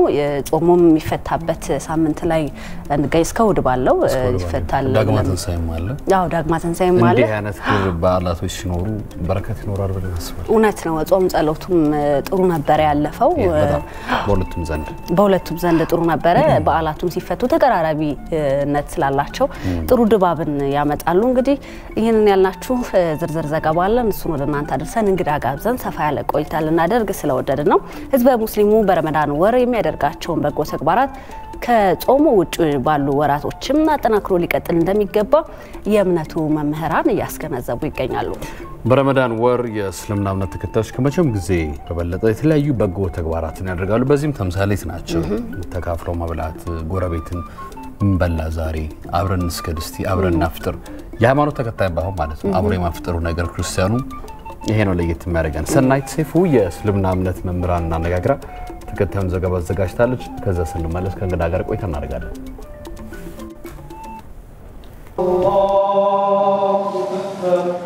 የረመዳን ወር የእስልምና እምነት ተከታዮች ከመቼውም ጊዜ በበለጠ ወደ ፈጣሪያቸው የሚቀርቡበት ወር ነው። ይህ ወር ህዝበ ሙስሊሙ በጾም በጸሎት ፈጣሪን ከማሰብ ባለፈ የተቸገሩ ወገኖችን በማገዝ በፍቅርና በእዝነት የሚያሳልፉበት ነው። የቄራ ሰላም መስጊድ ኢማም የሆኑት ሼህ ሰይድ አሊ የረመዳን ወር ህዝበ ሙስሊሙ በጾምና በጸሎት ለፈጣሪ በመታዘዝ በጎ ተግባራትን ከማድረግ በተጨማሪ በየትኛውም የህይወት እንቅስቃሴ ይህ በጎ ተግባር ሊቀጥል እንደሚገባ ይናገራሉ። የረመዳን ወር ሌላው ስሙ የተቅዋ ወር ጌታን መፍሪያ ወር ነውና የጌታ ፍርሃቻ በደንብ ጎልቶ የሚታይበት ወር ነው ብሎ እንግዲህ ቁርአኑ በዚህ መልኩ ገልጾታል። ከመጥፎ ተግባራትና ከመጥፎ ባህሪያትም ራሳቸውን የሚያጠሩበትና ከፍ የሚሉበት ወር ነው ረመዳን። እንዲሁም የተበላሸ ምግባራችን አግርቶና አስተካክሎን እኛን ሼፕ አድርጎን ነው የሚሻገረው ረመዳን። የተለየ ምንዳ ክፍያ እንደምናገኝ አጓጉቶንና ምንዳችንን ተስፋ አድርገን የተሻለ ራሳችን መስራት እንድንችል የተሻለ ደግሞ ስነ ምግባራችን እንድናንጽ የረመዳን ወር ትልቅ ትምህርት መማሪያ ማዕከል ሆኖ ያገለግለናል። በተለያዩ ምክንያቶች የተቸገሩ ወገኖችን ለመርዳት የሰው ልጅ ከተረፈው ላይ መስጠት ብቻ ሳይሆን ካለው ላይ ማካፈል እንደሚገባው የተናገሩት ደግሞ ኡስታዝ መሐሙድ ሐሰን ናቸው። የሆነ ሰው በረሃብ በመቸገር የተነሳ ወንጀለኛ ቢሆን የተለያየ ነገር ውስጥ ቢገባ እሱ ብቻ ሳይሆን ሁላችን ሶሳይቲ ሁላ ተጠያቂ ነው። ስለዚህ እንደ እስላም አስተምሮት ሲተርፈን ብቻ አይደለም መስጠት ያለብን ነው። ብንችል እንደውም የመጨረሻ ከፍታ እየተራብንም ሌሎችን ማጥቀም እየተጠማ ሌሎቹ እንዲጠጡ ማድረግ ነው ኢስላም የሚጠብቀን። የሃይማኖት አባቶች እንደየእምነቱ ቀናይ አስተምሮት ለእምነቱ ተከታዮች አራያ በመሆን የሀገራችንን አንድነት ለማጠናከርና ለሰላም ሊሰሩ እንደሚገባም ይናገራሉ። ሙስሊሙን ማህበረሰብ እንደው ይሄንን ለጌታው ያሳየውን ታዛዥነትና መልካምነት ከረመዳኑም በኋላ ይዞት እንዲቀጥል እንዲሁም ደግሞ እንደ ሀገር ደግሞ እምነቱ እንደሚያስተምረው ቀናነት ለማህበረሰብም ለሀገርም መልካምን በማሰብና መልካምን በማድረግ እንደ መሪም ደግሞ የሀገርን የመምራትን ሸክም ደግሞ አላህ ያሸከማቸው መሪዎቹንም በመታዘዝና በመስማት ይህንን አስቸጋሪ ጊዜ እንድንሻገር አደራ ለማለት እወዳለሁኝ። ለሰላሙና ህዝብን ወደሚያቀራርበው ሀገርን ወደ ሰላም በሚያመጣው ነገር ላይ መልፋት ያስፈልገናል። በእኛ አንዲት ንግግር ምክንያት አንድ ሰው አንድ ዜጋ አንድ ችግር ውስጥ ለምን ይገባል? እንኳን ሺዎችና ሚሊዮኖች ይቅርና የሃይማኖት አባቶች ደግሞ ከሁሉም በላይ ሞዴል ሊሆኑ ይገባል። ማህበረሰቡን እርስ በርስ በማግባባት በማስታረቅ ሞዴል ራሳቸው መሆን አለባቸው ነው እየሰሩ በንግግር ብቻ ሳይሆን በተግባርም እኛ የዚህ የዘመኑ ሐዋርያቶች ነን። የሃይማኖት አባቶች ከፍተኛ ኃላፊነት አለባቸው። ምናልባትም ቁልፉ እነሱ ጋር ያለው እቺ ነገር ካለችበት ችግር የማስወጣት ከእንቅልፋችንም ከሁሉ ነገር ቀንሰን ይህን ችግር ለመቅረፍ መረባረብ አለብን ነው ማለት። ህዝበ ሙስሊሙ በረመዳን ወር ያዳበሯቸውን መልካም ስራዎች ከረመዳን ውጪ ባሉት ወራትም የተቸገሩ ወገኖችን ማገዛቸውን ሊቀጥሉ ይገባል። ቀረምሲል እንደ ገለጽንላችሁ እንግዳ ጋብዘናል። ለዚህ ጉዳይ ላይ ተጨማሪ መረጃ እንዲሰጡን የኢትዮጵያ እስልምና ጉዳዮች ጠቅላይ ምክር ቤት የፕሬዝዳንቱ አማካሪና የውጭ ግንኙነት ኃላፊ የሆኑትን ረዳት ፕሮፌሰር አደም ካሚልን ነው እዚህ የጋበዝነው። እንኳን ደህና መጡ። እጅግ በጣም በሰላም ተጠብቃችሁ። ያው ጾም ላይ ነው ብዙም አናደክሞትም አንዳንድ ትልቅ ጉዳዮች እናነሳለን። ይበልጥ ጾም ያጠናክራል እንጂ ትናንት 27ኛው የተራዊ ስግደት ነበረ።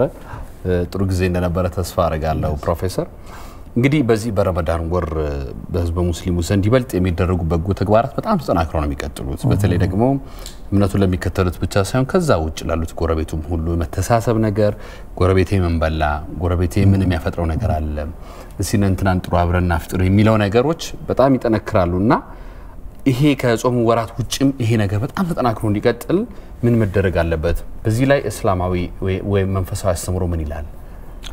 አው እንግዲህ እንደምታወቀው ጾም ከእስልምና ማዕዘናቶች አምስቶቹ አንዱ ነው።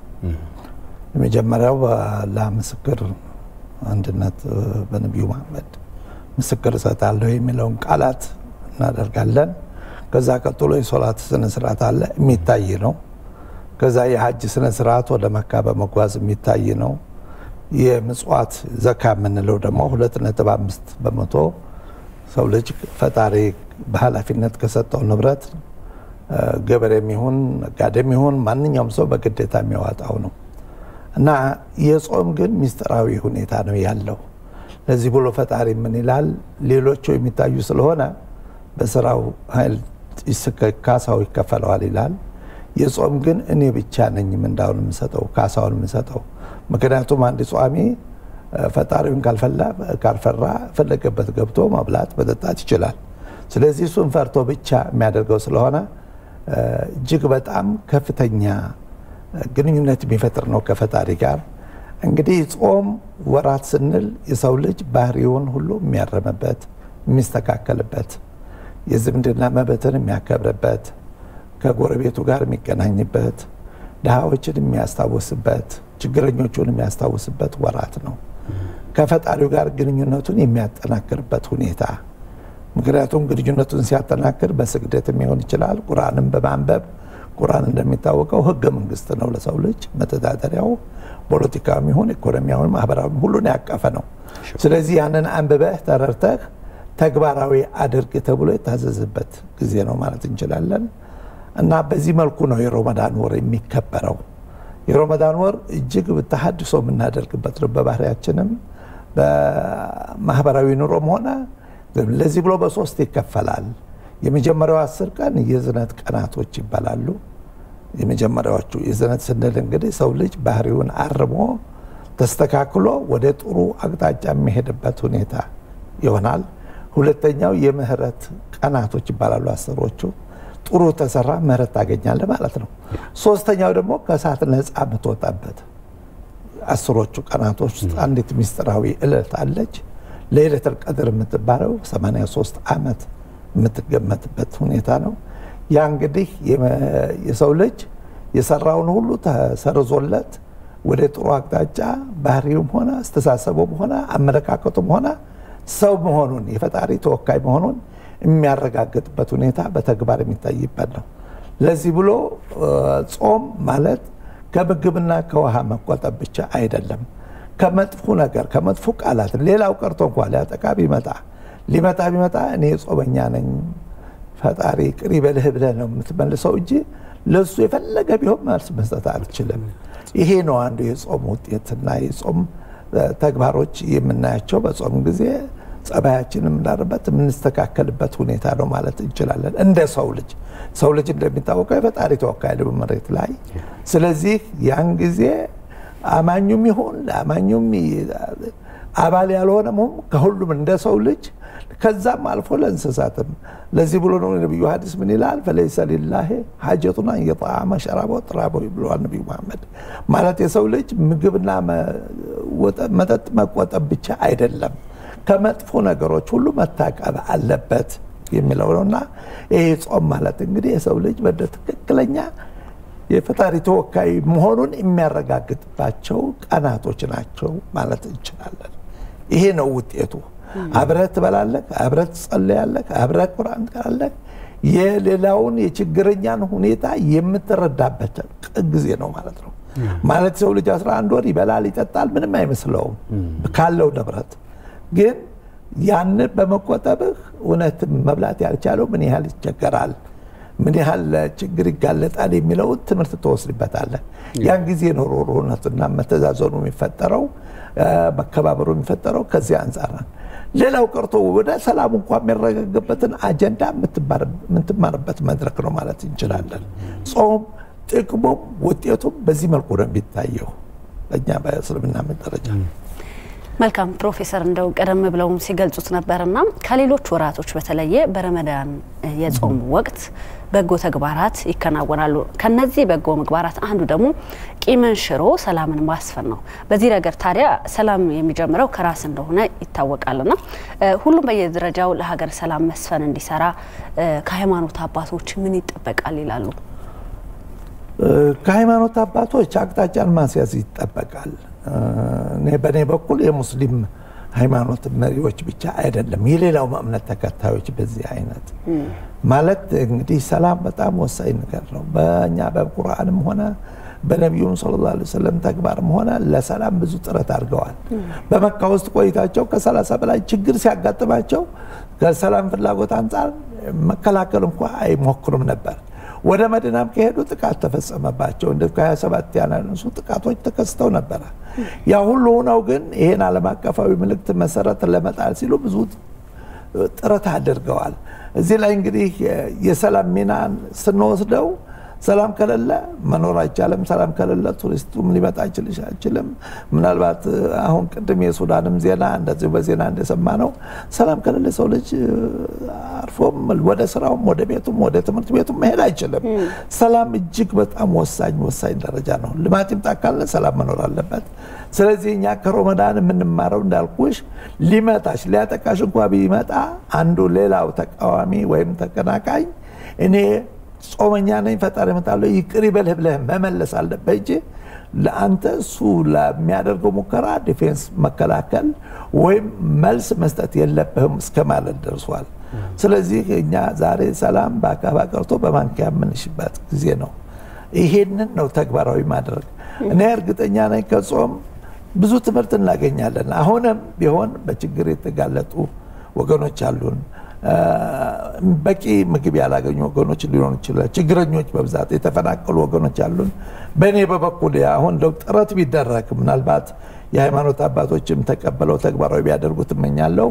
የኛ የዚህ ጾም ማስረጊያ የሚሆነው መጨረሻው ምን ሆነ በኢድ ቀን ያው ለፈጣሪ እንደምታወቀው ዘካ እንሰጣለን፣ ግዴታ ነው። እያንዳንዱ ህፃንም ይሁን ሴትም ይሁን በቤተሰብ ደረጃ 2 ኪሎ ተኩል አውጥቶ ስንዴ ምክንያቱም ያን ቀን ማንም ተርቦ መዋል የለበትም መስጠት አለበት ያቺ እንግዲህ በጾም ጊዜ ትንሽ የጎደሉ ነገሮች ካሉ እነሱንም ማስተካከልበት ነው ይሄ በትዕዛዝ ደረጃ ተቀመጠ ነው ግን በዚሁ ዕለትም እንደ መመሪያ ቢተላለፍ ምኞቴ ነው ከኢትዮጵያ እስልምና ጉባኤም ሆነ ከሃይማኖት መሪዎች በአደባባይ ለሚሰገደውም ሆነ ለጾላት ለሚካሄደው ወይም በየመስጊዶቹ ለሚደረጉትም በክልልም ደረጃ አንድ አቋም ተይዞ አነስተኛው 1 ብር ከፍተኛው ደግሞ 10 ብር መዋጮ ተደርጎ ታውጆ ያ ተሰባስቦ ሲያበቃ ለችግረኞች እርዳታ የምንሰጥበት መድረክ እንዲመቻች ጥያቄ ነው አሁን ተፈናቅለው ላሉት ማለት ነው ለተፈናቀሉት ይሄ ከረመዳን በኋላ ከረመዳን ካገኘ ነው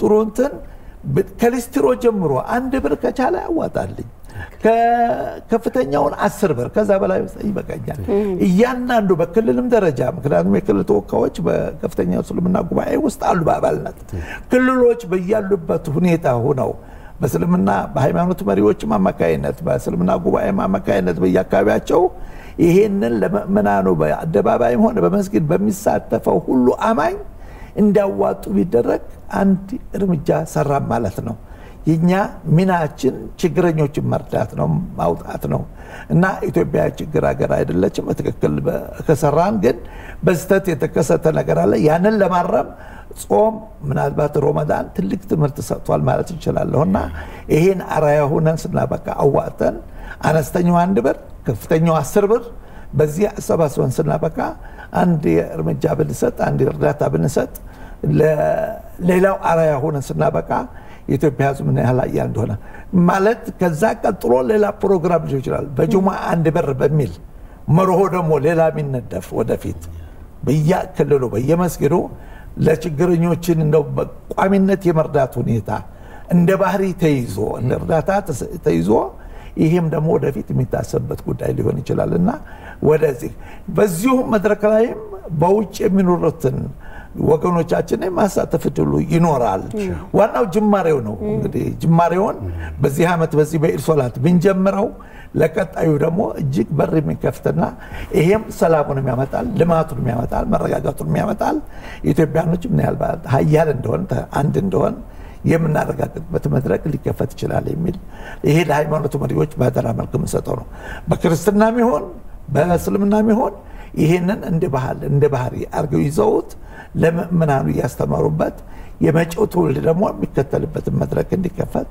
ይሄ ምኞቴ ነው ከጥናት ደረጃ ካካሄድኩት ነው በሌላው ሀገር በተሞክሮ አይቼዋለሁ ውጤት አምጥቷል አሁንም በእኛ ሀገር ቢጀመር ምኞቴ ነው ማለት ነው ምናልባት የመጨረሻም ጥያቄ እናርገውና ፕሮፌሰር ሃይማኖታዊ ጥያቄዎች ነው ማለት ነው ትናንትና የ27ኛው የትራዊ ሰላት ነበርና ምንድነው እዛ ላይ የሚሰገደው ስግደት የተለየ ሃይማኖታዊ ትርጉሙ ምንድነው የተለየ ነገር የለም የሚቀጥለው ደግሞ ምንድነው ከዚህ በኋላ በዓሉ ነው የሚቀረው ወይስ ሌላ ደግሞ ሃይማኖታዊ ጉዳይ አለ ይሄው እቺ መጨረሻው 10 ቀን ነብዩ መሐመድ መናዘውና ሰለላሁ ዐለይሂ ወሰለም ይችን የተከበረች እለት ለይለቱል ቀድር የምትባለው በ83 አመት የምትገመተውን በ21ኛው ቀን በ23 በተናጠል ቀኖች ማለት በ23ኛው ቀን ወይም በ25ኛው ቀን ወይም በ27ኛው ቀን ወይም በ29ኛው ቀን ፈልጋችሁ አግኙት የምን ትእዛዝ መመሪያ ተቀምጧል ለምን ነው ይሄ የተደረገው አንዳንድ አመት በ23 ሊሆን ይችላል አጋጣሚው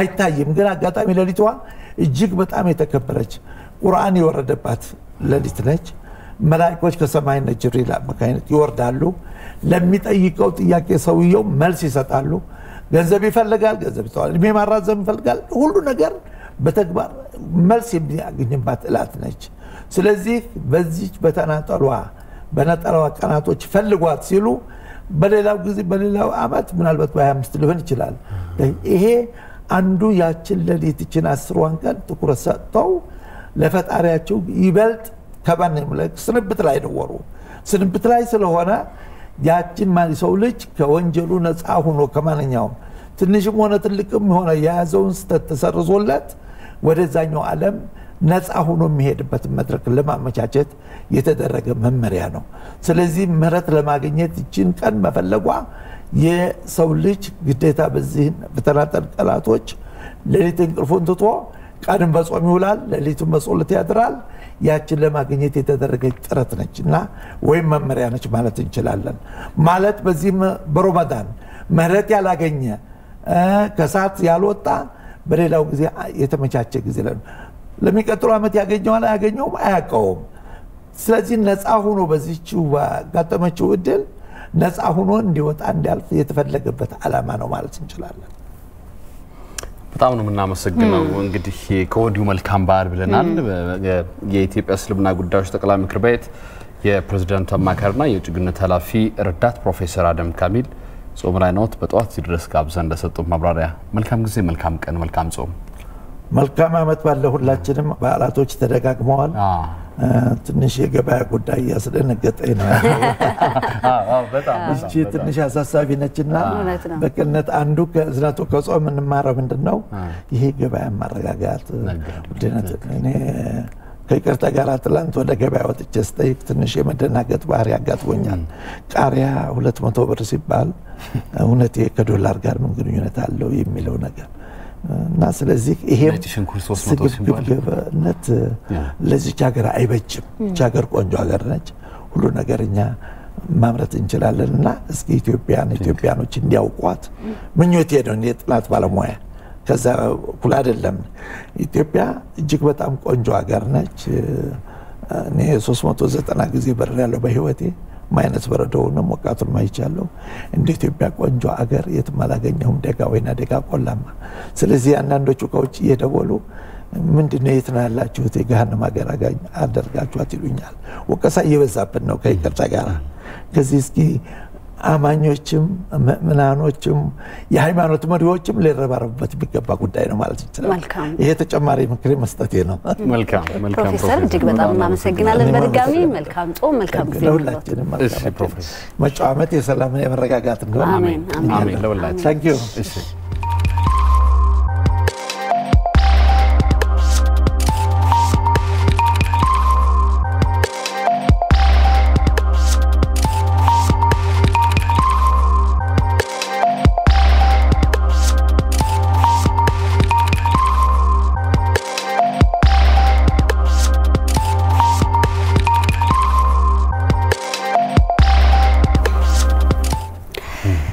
ከፕሮፌሰር ጋር በጣም ደስ የሚል ቆንጆ ቆይታን አድርገን ተመልሰናል። አሁን ደግሞ ዛሬን ጨምሮ በተከታታይ 3 ቀናት የሚኖረውን የአየር ትንበያ መረጃን ተከታትለን እንመለስ።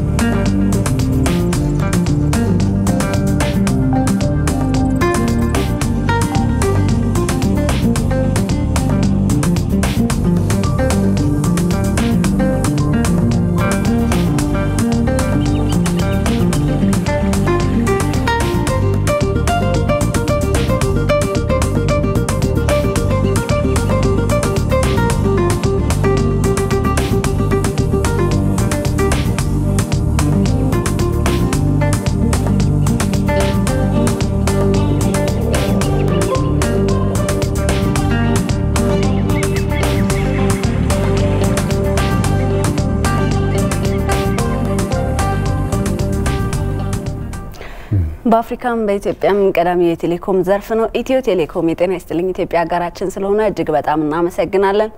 አሁን የስቱዲዮ ሰዓታችን ኦልሞስት ወደ 2 ሰዓት ነው። አጫጭር ዘገባዎችን እናደምጥና ወደ ሁለተኛው ምዕራፍ እንሸጋገራለን። ሪሳ ሎፒዮ በድጋሚ ስቱዲዮ ነች። ሪስ እንዴት ቆየሽ? መልካም ጥሩ ነበር ቆይታ። እናንተ ጋር ጥሩ ነው እንደተመለከተሽ ይላል ፕሮፌሰር ጋር ጊዜ ነበር። ጥሩ ጊዜ ነበር። ጥሩ ነገር ነው ያነሱት። እውነት ነው። ከተማርንበት ይመክራሉ አባቶች ይነግራሉ። እንዴ በሰል ያሉ ሰው ሲመጣ ላይ ደስ ይለኛል። በጣም ልክ ነው። የሆነ ነገር ታገኛለሽ። ካለንበት ሁኔታ ለራሱ ይናገሩ ደስ ይላል። እውነት ነው። መቀጠል ይቻላል። አመሰግናለሁ። ጤና ይስጥልን የተወደዳችሁ ተመልካቾቻችን፣ በድጋሚ አጫጭር መረጃዎችን ይዤላችሁ መጥቻለሁ። ሪሳ ሎፒዮ ነኝ። በመጪው ክረምት ወደ ውጭ የሚላክ አቮካዶ ምርት የሚሰጡ 2 ሚሊዮን ችግኞች ለመትከል ዝግጅት እየተጠናቀቀ መሆኑን የኦሮሚያ ግብርና ቢሮ አስታወቀ።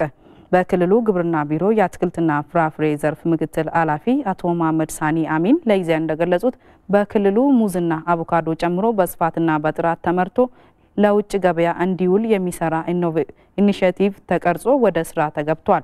በተለይም ኢኒሼቲቭ ከተጀመረበት ጊዜ ጀምሮ ባለፉት 4 ዓመታት አቮካዶን በ10,000 ሄክታር መሬት ላይ ማልማት መቻሉን አክለዋል። የመርሃ ግብሩ አካል የሆነና በመጪው ክረምት የአቮካዶ ምርት ማስፋፊያ ኢኒሼቲቭ በ4,000 ሄክታር መሬት ላይ የሚተከል 2 ሚሊዮን የአቮካዶ ችግኝ ዝግጅት ላይ መሆኑን ገልጸዋል። በበጀት ዓመቱ 3,000 ኩንታል የአቮካዶ ምርት ወደ ውጭ መላኩንና በቀጣይ ዓመት የምርቱን መዳረሻ አገራት በማስፋት የሚላከውን ምርት በእጥፍ ለማሳደግ እየተሰራ መሆኑን ጠቁሟል።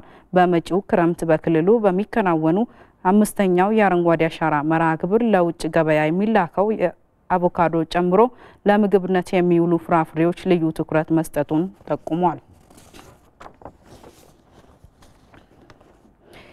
ዓለም አቀፍ የኮሌራ ቁጥጥር ግብረ ኃይል ለጤና ሚኒስቴር 1.9 ሚሊዮን ዶዝ በላይ የኮሌራ ክትባት ድጋፍ አድርጓል። የተደረገው ክትባት ድጋፍ ኢትዮጵያ መግባቱን የዓለም ጤና ድርጅት በኢትዮጵያ አስታውቋል። ድጋፉ በኦሮሚያና ሶማሌ ክልሎች ለተከሰተው የኮሌራ በሽታ ምላሽ ለመስጠት እንደሚውል ተመላክቷል። ባለፉት 8 ወራት በአዳዲስ የግል የከፍተኛ የትምህርት ተቋማት ላይ በተደረገ ድንገተኛ ፍተሻ ሕግ ተላልፈው በተገኙ የ12 የግል ከፍተኛ የትምህርት ተቋማት ላይ እርምጃ መውሰዱን የትምህርትና ስልጠና ባለስልጣን አስታወቀ። 68 የግል የከፍተኛ የትምህርት ተቋማት የተላለፈባቸውን የእርምት እርምጃ ወደ ጎን በመተው እየሰሩ መገኘታቸውን ተጠቁሟል። የኢፌዴሪ ትምህርትና ስልጠና ባለስልጣን የተቋማት ቁጥጥርና የትምህርት ማስረጃ ማረጋገጥ ምክትል ዋና ዳይሬክተር ቸሩ ጌታ ገነነ ለኢትዮጵያ ፕሬስ ድርጅት እንደገለጹት በከፍተኛ የትምህርት ተቋማት የተገኘን መረጃ ትክክለኛነቱን ማረጋገጥና መቆጣጠር ከተሰጡት ተልእኮች መካከል ናቸው። ባለስልጣኑ በግል የከፍተኛ የትምህርት ተቋማት ላይ የሚደረገውን ቁጥጥር አጠናክሮ መቀጠሉን የገለጹት ምክትል ዋና ዳይሬክተሩ ከዚህ ጋር በተያያዘ በተያዘው ዓመት ብቻ 132 በሚደርሱ አዳዲስ የግል የከፍተኛ የትምህርት ተቋማት ላይ ድንገተኛ ፍተሻ አድርገዋል። ከውጭ በሶማሊያ የአልሸባብ ሽብር ቡድን ለመደምሰስ የተጠናከረ ኦፕሬሽን እያካሄደ መሆኑ የሀገሪቱ ጦር አስታወቀ። የሽብር ቡድኑ የተቆጣጠራቸውን ስፍራዎች ለማስለቀቅ ጦሩ በጀመረው ጠንካራ ዘመቻ ድል እያቀናው መሆኑን ገልጸዋል። አልሸባብ ለረጅም ዓመታት ከተቆጣጠራቸው የማዕከላዊ ሶማሊያ አካባቢዎች ለቆ ወደ ደቡባዊ ሶማሊያ እየሸሸ ነው ተብሏል። ጦሩም ቀጣይ ትኩረቱን በዛው አካባቢ እንደሚያደርግ አስታውቋል። የዜጎችን ሰላም ለመጠበቅ ሞቃዲሾን ጨምሮ በከተሞች በየቀኑ የተጠናከረ ፍተሻ እየተደረገ ነው ተብሏል። ዘገባው የአልጀዚራ ነው። ተመልካቾቻችን ለሳቱ ያዝናቸውን መረጃዎች እነዚህ ነበሩ። ከኛ ጋር ስለነበራችሁ እናመሰግናለን። ሰላም ወደ እናንተ መለስኩኝ። እኛም እናመሰግናለን።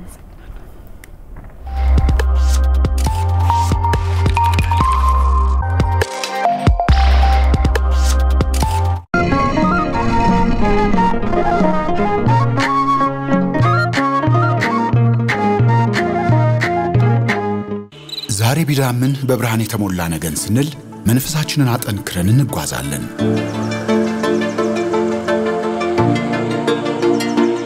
በድቅድቅ ጨለማ የተወረሰን ቀን የሚነጋ የማይመስል ሌሊት የዘመን ክረምትን ለመሻገር እኛነታችንን ሰጥተን ተስፋ ሳንቆርጥ ተስፋ እናደርጋለን። በጉዟችንም የመንፈስ ጽናታችን በአጉል ምኞት ይፈተናል፣ ይደክማል። ያለምነውን ብርሃን ስንል ግን በጽናት እናልፈዋለን። ያኔ የደከምንለት መልስ ያገኛል። ለክፉ ቀን ያልነው የተስፋ ጧፋችንም ወደ ንጋት ያሻግረናል። ከኛም አልፎ ለሌሎች ያበራል። የተሰጠንለት እውን ይሆናል። በዓሉ የተስፋ ብርሃን የምናይበትና የምንሻገርበት ይሁንልን። መልካም የትንሣኤ በዓል። አዋሽ ባንክ። ቴሌብር በብርሃን ፍጥነት የተወደደ በአጭር ጊዜ ውስጥ እጥፍ ድርብ የተራመደ አሁን ደግሞ አገልግሎቱ ይበልጥ እየላቀ ቴሌብር ሱፐር አፕን አስተዋወቀ። ቴሌብር ሱፐር አፕ የደህንነት አጥሩ ጠንካራ፣ በፊት ገጽና በጣት አሻራ የሚሰራ በውስጡ በርካታ መተግበሪያዎችን ይዟል። በአንድ የይለፍ ቃል ሁሉንም መጠቀም ያስችላል። ቴሌብር ሱፐር አፕ ሂሳብ በወቅቱ ባለመክፈል የሚመጣ የክፍያ ቅጣትን ያስቀራል። በቂ ሂሳብ ከሌሎት የብድር አማራጭ ያቀርባል። አስታውሱ በመክፈል ደረሰኝ ይሰጣል። በቴሌብር ሱፐር አፕ በአንድ ጊዜ የቡድን ክፍያ መፈጸም ይቻላል። ግብይት ሲፈልጉ በአቅራቢያው ያለውን የቴሌብር ወኪል ይጠቁማል። አንድ ሰማይ ለከዋክብት ሁሉ መድመቂያ፣ እልፍ ጉዳይ በአንድ መተግበሪያ። አሁኑኑ የቴሌብር መተግበሪያውን ያዘምኑ አሊያም አውርደው በመጫን ሽልማቶን ያግኙ። ቴሌብር ሱፐር አፕ ኢትዮ ቴሌኮም። በሰሙነ ፋሲካ ውብ ድባብ እምነት ወግና ባህላችንን ተላብሰን በልዩ ፍቅር ከገነባነው ጎጆ ስር አምረንና ተውበን ደግሞም ካሳደገን ቤተሰብ ጋር በዓሉን በድምቀት ልናከብር ከበረከታቸውም ተካፍለን አያት ካደረግናቸው ወላጆች ወደ ቀጣይ ትውልድ እሴቶቻችንን አሻግሮ ከዓመት ዓመት ያድርሰን የሚለው አያት ከ60/40 የረጅም ጊዜ አከፋፈል በተጨማሪ በዓሉን ምክንያት በማድረግ እስከ ሚያዝያ 29 የሚቆይ በቤቶቹ ላይ እስከ 35%፣ በሱቆቹ ደግሞ እስከ 30% ልዩ ቅናሽ አድርጓል። ከአያት ጋር ያሰቡት ይሳካል። ለበለጠ መረጃ በ0976 60 60 60 ወይም በ0977 60 60 60 ይደውሉ። እንኳን ለብርሃነ ትንሣኤው በሰላም አደረሰው። አያት ዞሮ መግቢያዬ።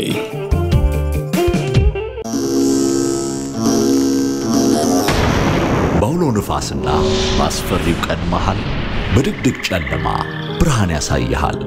በመከራና በሕማም በረዥሙ ጻማ ሁሌም ብርሃን አለ። የመነሳት ዜማ ሐሩር ባልነው በረሃ ይዘንባል። ያኔ ፍጥረት እንደ አዲስ ያብባል። ድቅድቅ ያልነው ጨለማ ያልፋል። ያኔ በጎ እየፈካ ክፉ ይሸነፋል። ለዚህም የጌታ ትንሣኤ ተስፋና ጽናት ይሆናል።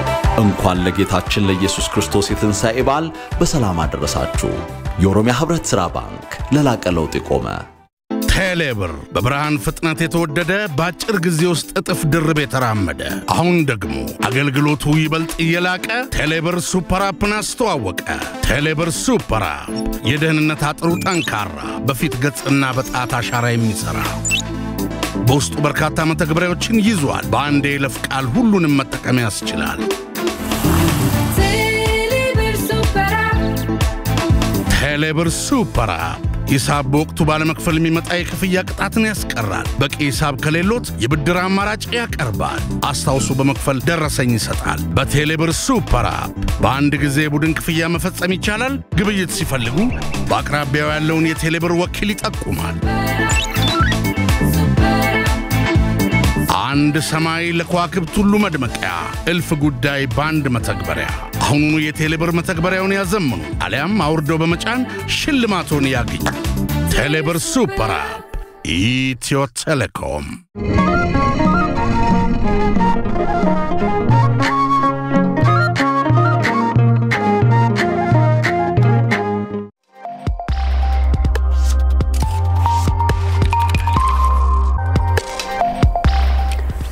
ተመልሰናል።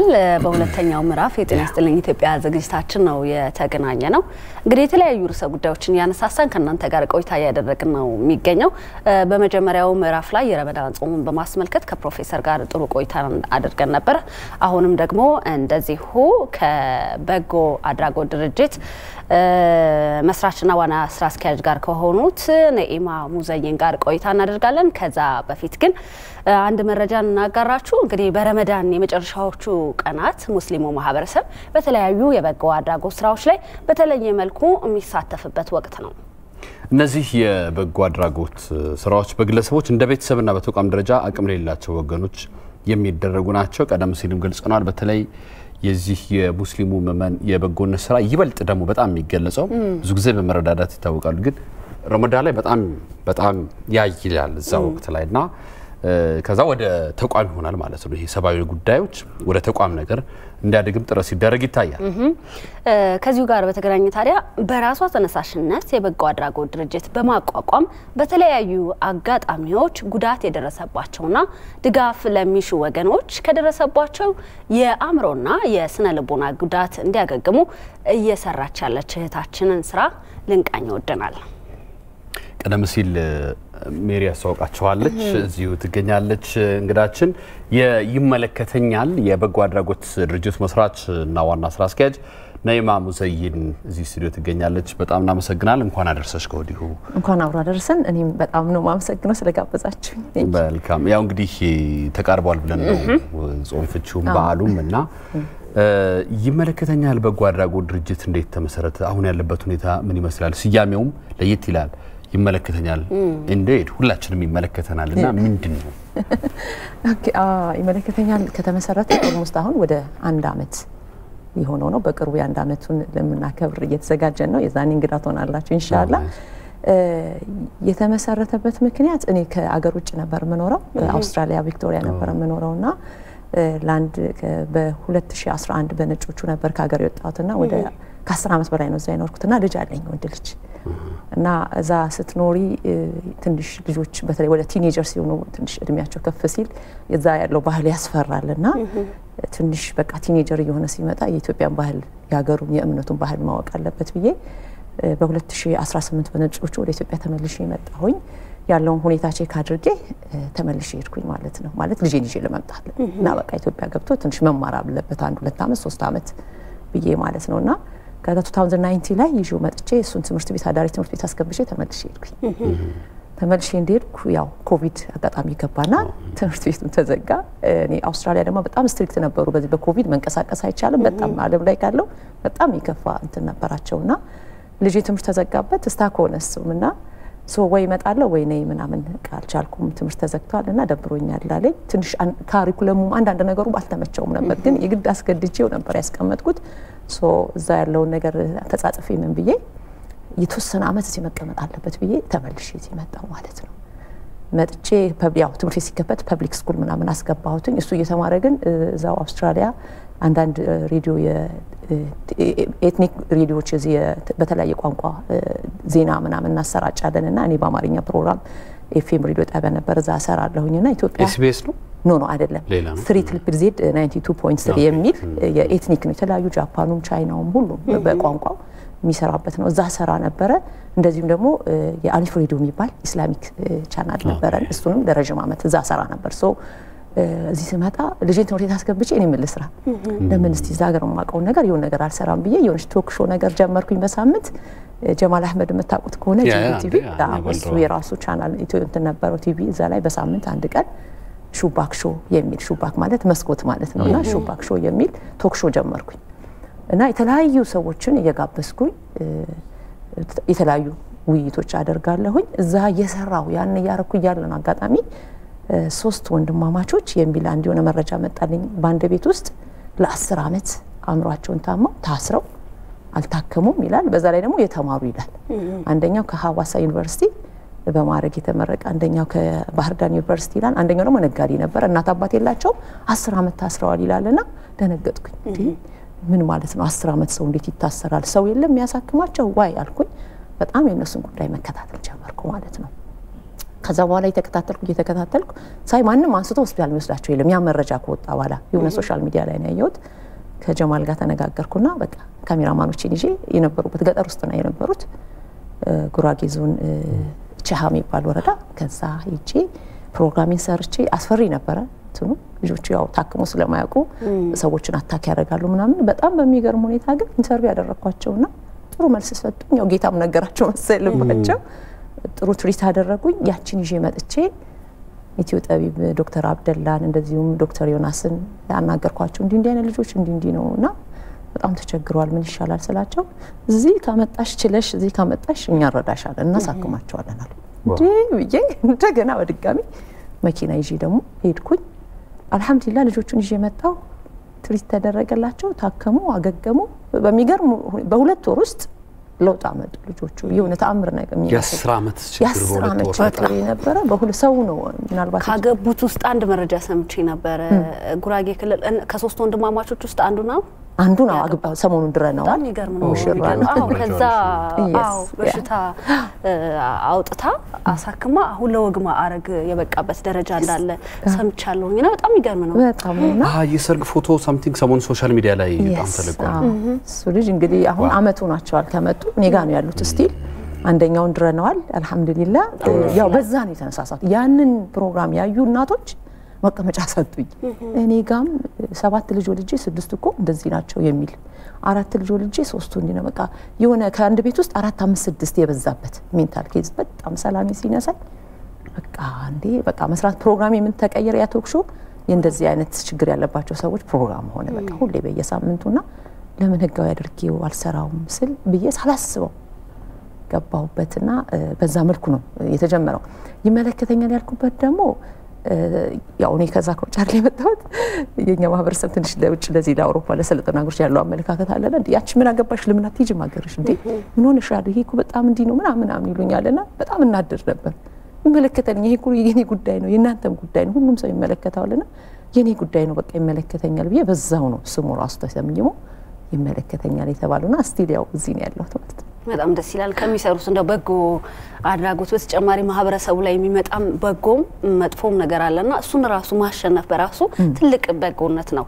እንደው ድጋፍ ለሚሹ ወገኖች ምን አይነት ድጋፍ ነው የምታደርጉት? ቀደም ሲል ነግረውን ነበር ጉራጌ ዞን የሚገኙትን አምጥተው እዚህ ጋር ሕክምና እንዲያገኙ ተደርጓልና አሁን ይመለከተኛል ግን በምን አይነት መንገድ ነው ድጋፉን እየሰጠ የሚገኘውና አሁን ላይስ በቋሚነት በድርጅቱ ድጋፍ የሚደረግላቸው የማህበረሰብ ክፍሎች ካሉ ምን ያህል ናቸው ሚለውን ቢያጋሩልን። ኦኬ ቴንክ ዩ። በፊት ድጋፍ ማድረግ የነበረው ከአነሳቸዋለሁ አሳክማቸዋለሁ ቤታቸው መልሳለሁ እንደዛ ነበር ማረገው። ምክንያቱም እኔ ሬዲ አልነበርኩም።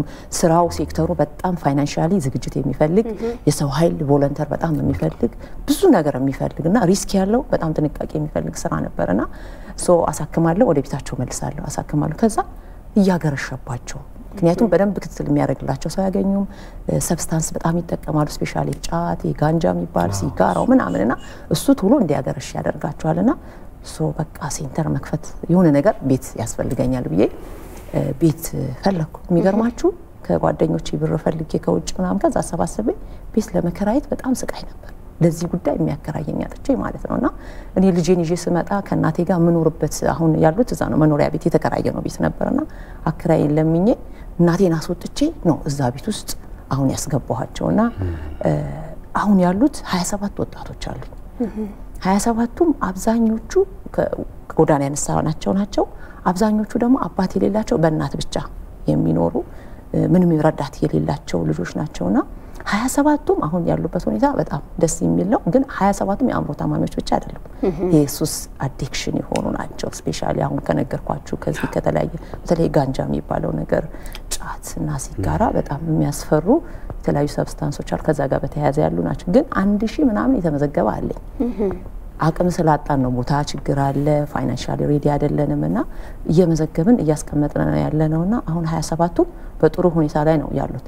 የምንከታተላቸው ደግሞ ፎሎ አፕ ነው እኛ የምናደርገው።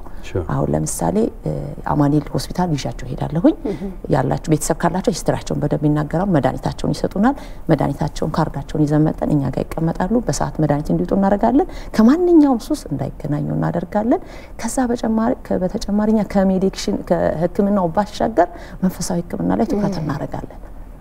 ሙስሊሙ በቁርአን ያው ቁርአን ከቁርአንነቱ ባሻገር መድኃኒት ነው ይላል አላህ የአላህ Subhanahu Wa Ta'ala ቃል ነውና ሙስሊሞቹ በቁርአን እንዲታከሙ ቁርአን የሚቀሩላቸው ኡስታዞች ቀጥረን በየቀኑ ይመጣሉ ይጸልዩላቸዋል። ኦርቶዶክሶች ደግሞ ጸበል በሚፈልጉት አሁን የሰው ማርያምን የሚወዳለ የማርያም ጸበል ይመጣለታል። ገብርኤል የሚወድ ከሆነ የገብርኤል ጸበል ይመጣለታል። ኦርቶዶክሱ በጸበል የፕሮቴስታንት እምነት ደግሞ ከሆኑ በጸሎት ነው። ከፓስተሮች ጋር ከአንዳንድ የፕሮቴስታንት አባቶች ጋር እነጋገራለን። ስልክ ይደውላሉ፣ ስማቸው ይነገራቸዋል፣ ባሉበት ሆነው ይጸልዩላቸዋል ማለት ነውና ከዛ ባሻገር ከሜዲኬሽኑ ባሻገር እኛ በጣም ትልቅ ትኩረት የምናደርገው መንፈሳዊ ህክምና ላይ ነው። ያ መንፈሳዊ ህክምና ይደረግላቸዋል። ከዛ ባሻገር ስፖርቶች የተለያዩ ስፖርቶች ይደረጋሉ። እንደዚህ ያለ ነው እያከምናቸው ያለ ነውና እንግዲህ ያው የጌታ ደግሞ ፍቃድና በጣም የጌታ እጅ በእጅ በደንብ እርዳታ አለበትና ልጆቹ ጥሩ ሁኔታ ላይ ነው ያሉልኝ። ሁሉም ካልም ሆነው ጥሩ ሆነው እስካሁን እየኖሩ ነው ያሉት። ግን ስራው አልጋ ባልጋ አይደለም፣ በጣም ከባድ ነው። በጣም ትልቅ ነገር ነውና የመጨረሻ ጥያቄ እናድርገውና ይሄን ስራ ይበልጥ ለማስፋት ምንድነው ያቀድሽው ነገር? ምን እንቅስቃሴ ወሰደሽ? በተለየ መልኩ ደግሞ በዚች በረመዳን ምን የተለየስ የበጎ ስራዎች ተሰራ? የሚገርማችሁ የኛ ሴክተር ከባድ ነው። ቮለንተር ለማግኘትም የሚረዳን ማህበረሰብም የሚመለከተው አካልም ሊረዳን ምክንያቱም በጣም ትኩረት ያልተሰጠውና የተነፈገ ኢግኖር የተደረገ ነው። በተለይ አእምሮ ህመም ይሄ ሱሱ ሰው የሚያስበው ሱስ ሲሆን ወዱ የሚያጨስ ሚቅም ምናምን ይመስላችኋል። ወዱ አይደለም። አእምሮ ህመምም ያው አላህ ያመጣባቸው ነገርና በጣም የተገለሉ ማህበረሰቦች ናቸውና እነሱ ብቻ ሳይሆን የኛ ሴክተርም ይገለላል። እኛን ሊጎበኝ የሚመጣ ሰው የለም፣ ሊረዳን የሚመጣ ሰውም የለም እና በጣም ከባድ ነውና በዚህ ረመዳን ያደረኩት ምንድነው እንደው እነዚህ ልጆች በጣም ደግሞ ሰው የሚዘይራቸው ሰው ይፈልጋሉ። ሰው ሲመጣ ሲያዋራቸው በጣም ነው ደስ የሚላቸውና ብዙዎቹ የተማሩ ናቸው። ፒኤችዲ ያለው አለኝ እኔ ጋር ማስተርስ ዲግሪ ያላቸው ልጆች አሉ፣ ኢንጂነሮች አሉ፣ ኬሚስትሪ ምሁሮች አሉ። አብዛኞቹ እኔ ኢትዮጵያ ውስጥ ለምንድነው ዩኒቨርሲቲ ውስጥ ነው ሰው እንደዚህ አይነት ችግር ለምንድነው አምሯቸው የሚታመሙ? አብዛኞቹ የተማሩ ናቸው እና ሰው ስለሚፈልጉ የሚያዋራቸው ስለሚፈልጉ ብዙ ጊዜ ለማንኩኑ ዘይሩልኝ ሚዘይርልኝ ሳጣ ኢፍጣር ፕሮግራም አዘጋጅቼ ነበር በዚህ ፕሮግራም በዚህ ረመዳን ላይና ብዙ ሰዎችን ለመጥራት ሞክሬያለሁ። አብዛኛው የእስልምና እምነት ተከታዮች ኡስታዞቹ ወደ ኡምራ ስለሄዱ ብዙዎችን ማግኘት አልቻልኩም። የወረዳ አመራሮች የክፍለ ከተማ አመራሮች እንዲሁም አካባቢ ያሉ ይህን ጉዳይ የሚያውቁ ሰዎች ጠርተን ልጆችን እንዲያዩልኝ እንዲያወሯቸው ብቻ ብዬ ሰሞኑን ቆንጆ ኢፍጣር ፕሮግራም ነበረን። ኢፍጣር አድርገን የኢፍጣር ፕሮግራም ነው በዚህ በረመዳን ያደረግነው ማለት ነው። ሌላው የሚመለከተው አካል እንደው ጉዳዩን በጣም ትኩረት ቢሰጠው እኔም ብቻ አይደለም ምናልባት በዚህ ተቋም ላይ የሚሰሩ ብዙ ሰዎች ሊኖሩ ይችላሉ። ነገ ይሄን ሀገር የሚረከብልን ወጣት የምናጣ ሁላ እስኪመስለኝ ማለት ነው። ከ15 ዓመት እድሜ ጀምሮ ነው እኔ ጋር የሚገቡት። እስካሁን ወደ 47 የሆኑ ወጣቶች ገብተዋል። 27ቱ እኔ ጋር አሉ፣ 20ዎቹ አገግመው ወጥተዋል። አብዛኞቹ ህጻናቶች ናቸው። ስለዚህ ትኩረት ሊሰጠው የሚገባ ተቋም ነውና በጣም ብዙ ችግሮች አሉብን። የቦታ የፋይናንስ የሰዎች ራሱ መጥቶ ቪዚት ማድረግ ሰዎች መርዳት እኮ በገንዘብ ብቻ አይደለም በክህሎት ለምሳሌ አንተ ስፖርት ብትችል መተ ስፖርት ብታሰለጥናቸው በጣም ደስ ይላቸዋል። ሶ አንዳንዴ ሴኩሪቲ ሁላ መናጣበት አጋጣሚ አለ። ጥበቃ ከኤጀንሲ አምጥተሽ ቀጥረሽ ብድግ ብሎ አማቼ ሞተች ብሎ ትቶሽ ይሄዳል። በሌሊት መጥቼ ዘበኛ ሁኜ ማድረበት ቀን አለ። ወጥ ቤቷም ተነስታ እኔ እፈራለሁ ብላ ብድግ ብላ ትሄድብሻለች። ቢላሽን ይዘሽ ሽንኩርትሽን የምትከትፊበት አጋጣሚ አለና ሴክተሩ በጣም ሪስክ ያለው ግራ የሚያጋባ እንዳልተው ለማንደቷቸው ልጆቹን እንዳልሰራው እንዴ ብዬ ልስራው እና ይሁን እስታኮኛለውና እንደው የሚመለከተው አካል በዚህ ሴክተር ላይ ያሉ ሰዎች ሜቢ ሊኖር ይችላሉ ሌሎች ብዬ ስላሰብኩ ነው። ትኩረት ቢሰጠው ነጋግራችን ማን ነው የሚረከበን? ወጣቱ በሰብስታንስ እየተጠቃ ነው ያለው እና ጥናትም ሰርችም ሊደረግ ይገባል። ለምንድን ነው ወጣቱ እንደዚህ አዲክሽን የሆነው? ምክንያቱ ምንድነው? ለምንድነው ሜንታል ሄልዝ ኢሹ በጣም የተንሰራፋው? ወደ በህመም የገባው ብቻ ሳይሆን የሚያሰጋኝ ወደ አእምሮ ህመም ሊገባ የተዘጋጀ ሰው በጣም ብዙ ነው። በጣም ብዙ ነው ያለውና ቀጣይ ይሄ ትውልድ በጣም ስጋት ላይ ነው ያለውና የሚመለከተው አካል እኛንም ቢረዳ ሚዲያዎችን በደንብ ጉዳዩን በደንብ ይሄ ጥሪ ግን በጣም ትክክለኛው ነገር መድረስ ያለበት በፌደራል ደረጃ ለሴቶችና ማህበራዊ ጉዳይ ሚኒስቴር፣ በአዲስ አበባ ደረጃ ደግሞ ለማህበራዊ ጉዳይ ቢሮ ቢደርስ ማለት ነው። ሚዲያዎች ደግሞ እንደዚሁ የማህበረሰቡን አዌርነስ እንደው ቢቀይሩ አንድ ትልቅ ቻሌንጅ ሆነባቸው አይታል ጥበቃዎቹ የሆነ ቦታ አለኝ ብለው ተነስተው የሚሄዱት ወጥ ቤቶችም ያለው አዌርነስ እኛ ራሱ ያለን አመለካከት ትክክል አይደለም። ለዛ ነውና እንደ መጨረሻ አሁን ድርጅቱን ማኑ ድጋፍ ያደረገለት የሚገኘው በርሶ ነው ብቻ ነው እንትን የሚለው ወይስ ድጋፍ የሚያደርጉለት አካላት አሉ? ስፖንሰር የለንም። ያው እኔ አጋጣሚ ከአውስትራሊያ አይደለ የመጣው የዛኔ ከአውስትራሊያ ስመጣ ልጆች ማቃቸው እንደዚህ ዋትስአፕ ምናምን ግሩፕ አለን እኮ ቴሌግራም ኮሚኒቲ ኢትዮጵያ ኮሚኒቲ የሆነ ኮሚኒቲ ምናምንና የምሰራውን ስራ ቪዲዮ ልቅላቸዋለሁ። በጣም ከባድ ነው። ቤት ኪራይ ራሱ 65000 ብር ነው የምከፍለው። ምግባቸው ደግሞ በጣም ከባድ ነው። እኔ እንደውም አንዳንዴ ራበኝ ይሉኛል። ወላሂ በጣም ነው የምደነገጠው። ቢኮዝ ጫት የሚቀመው ልጅ ጫቱን ካስቆምሽው ምግብ ማቅረብ አለብሽ። በቀን 7ም 8ም ሊጠይቅ ይችላል። ምክንያቱም በፊት ጫቱ ነበር የሚይዘው። እንደዚህ አእምሮ ታማሚ ደግሞ መድኃኒት ስለሚወስድ ምግብ በጣም ነው የሚፈልጉትና እኔ እንደምንም ብዬ 3 ላቀርብ እችላለሁ። እነሱ ደግሞ 6 ሊፈልጉ ይችላሉና እነግራቸዋለሁ። እነሆ ልጆች ተራቡብኝ ምን ይሻላል በቃ ልቀቂ ለምንን እንበላለን ይሉኛልና ልጆቹ ግን እንደዚህ ይዣቸው ቢድኑ አገር የሚጠቅሙ ማህበረሰብ የሚጠቅሙ በየቪዲዮ ምን አመቀርጽላቸው አንዳንዴ የምግብ የምን ይያሉ ጓደኞቼ እንደዚህ የሚልኩት ነገር ነው እስካሁን ድረስ ያለው እንጂ እንዲህ የሚባል ስፖንሰር ከመንግስትም አካል ሆነ ከማንኛውም አካል የለም። ያው ትንሽ ከዛ ከአውስትራሊያ መምጣት ይጠቅሙኛል ግን በአንድ በኩል ደግሞ ጎርቶኛል። ሰው አብዛኛው ሰው እናቶች እየመጡ ነው ያለቅሳሉ። በጣም ብር ያለኝ ይመስላቸው እኔ ኢንከም ቆሟል። እዛ ሰራ ነበረ ገቤ ቆሟል። በቃ አሁን ኔጌቲቭ ገብቻለሁ። ዴንታል ነርስ ነበርኩኝ ጋዜጠኛም ነበርኩ ሰራለው ኢንከም ነበረኝ አውስትራሊያ ያለ አሁን 1 አመት ሆነኝ ኔጌቲቭ ያለኝ ጨርሻለሁና መጥተው የሚያለቅሱን ደግሞ ምን ላድርግ እንዴት አድርጌ ልቀበል? በአንድ በኩል ትንሽ ጓደኞቼ እዛ ያሉት ይረዱኛል ስለሚያውቁኝ በአንድ በኩል ደግሞ እዚህ ያለው ሰው አልተረዳኝም። ማህበረሰቡ ማስቷ ሀብታም ናት ከአውስትራሊያ ነው የመጣችው የሚለው ነገር አለና ትንሽ ግራ የሚያጋባ ስራ ነው። እንግዲህ ያለ እርዳታ ስላለበት እየለፋን ያለ ነው።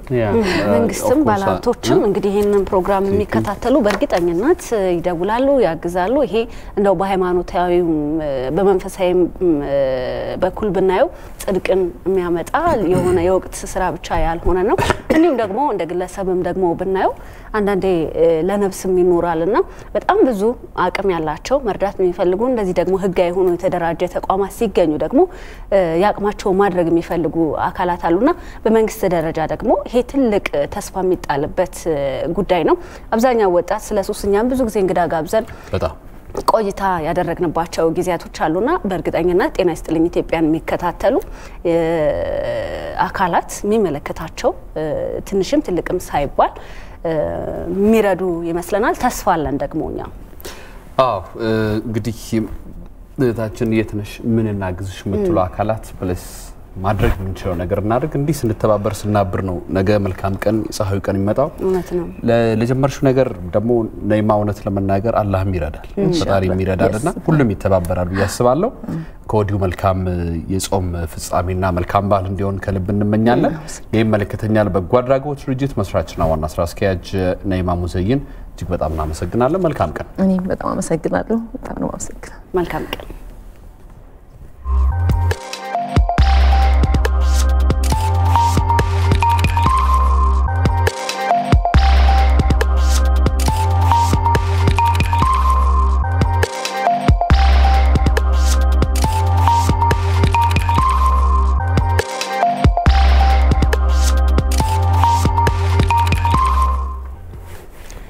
ተመልሰናል። ክቡራን ተመልካቾቻችን ከእንግዳችን ነይማ ጋር እንግዲህ ሰፋ ያለ በጣም ትምህርት አዘል የሆነ ቆይታን ያደረግነው በእርግጥ ረመዳን ታላቁ የረመዳን ጾምን በማስመልከት ቢሆንም ይሄ ግን የበጎ አድራጎት ስራ ወቅታዊ ሳይሆን በተለያዩ ሃይማኖቶች ዘንድ የሚጾሙ አጾማት አሉና እነሱ ብቻ ጠብቀን ሳይሆን ዘላቂነት ያለው እንዲሆን ትልቅ መልእክት ያስተላለፉበት ነው። በዚሁ ወደ ቢዝነስ ዘገባ ነው የምናልፈው። ባልደረባችን አብርሃም እዚህ ይገኛል። አብርሽ እንዴት ነው?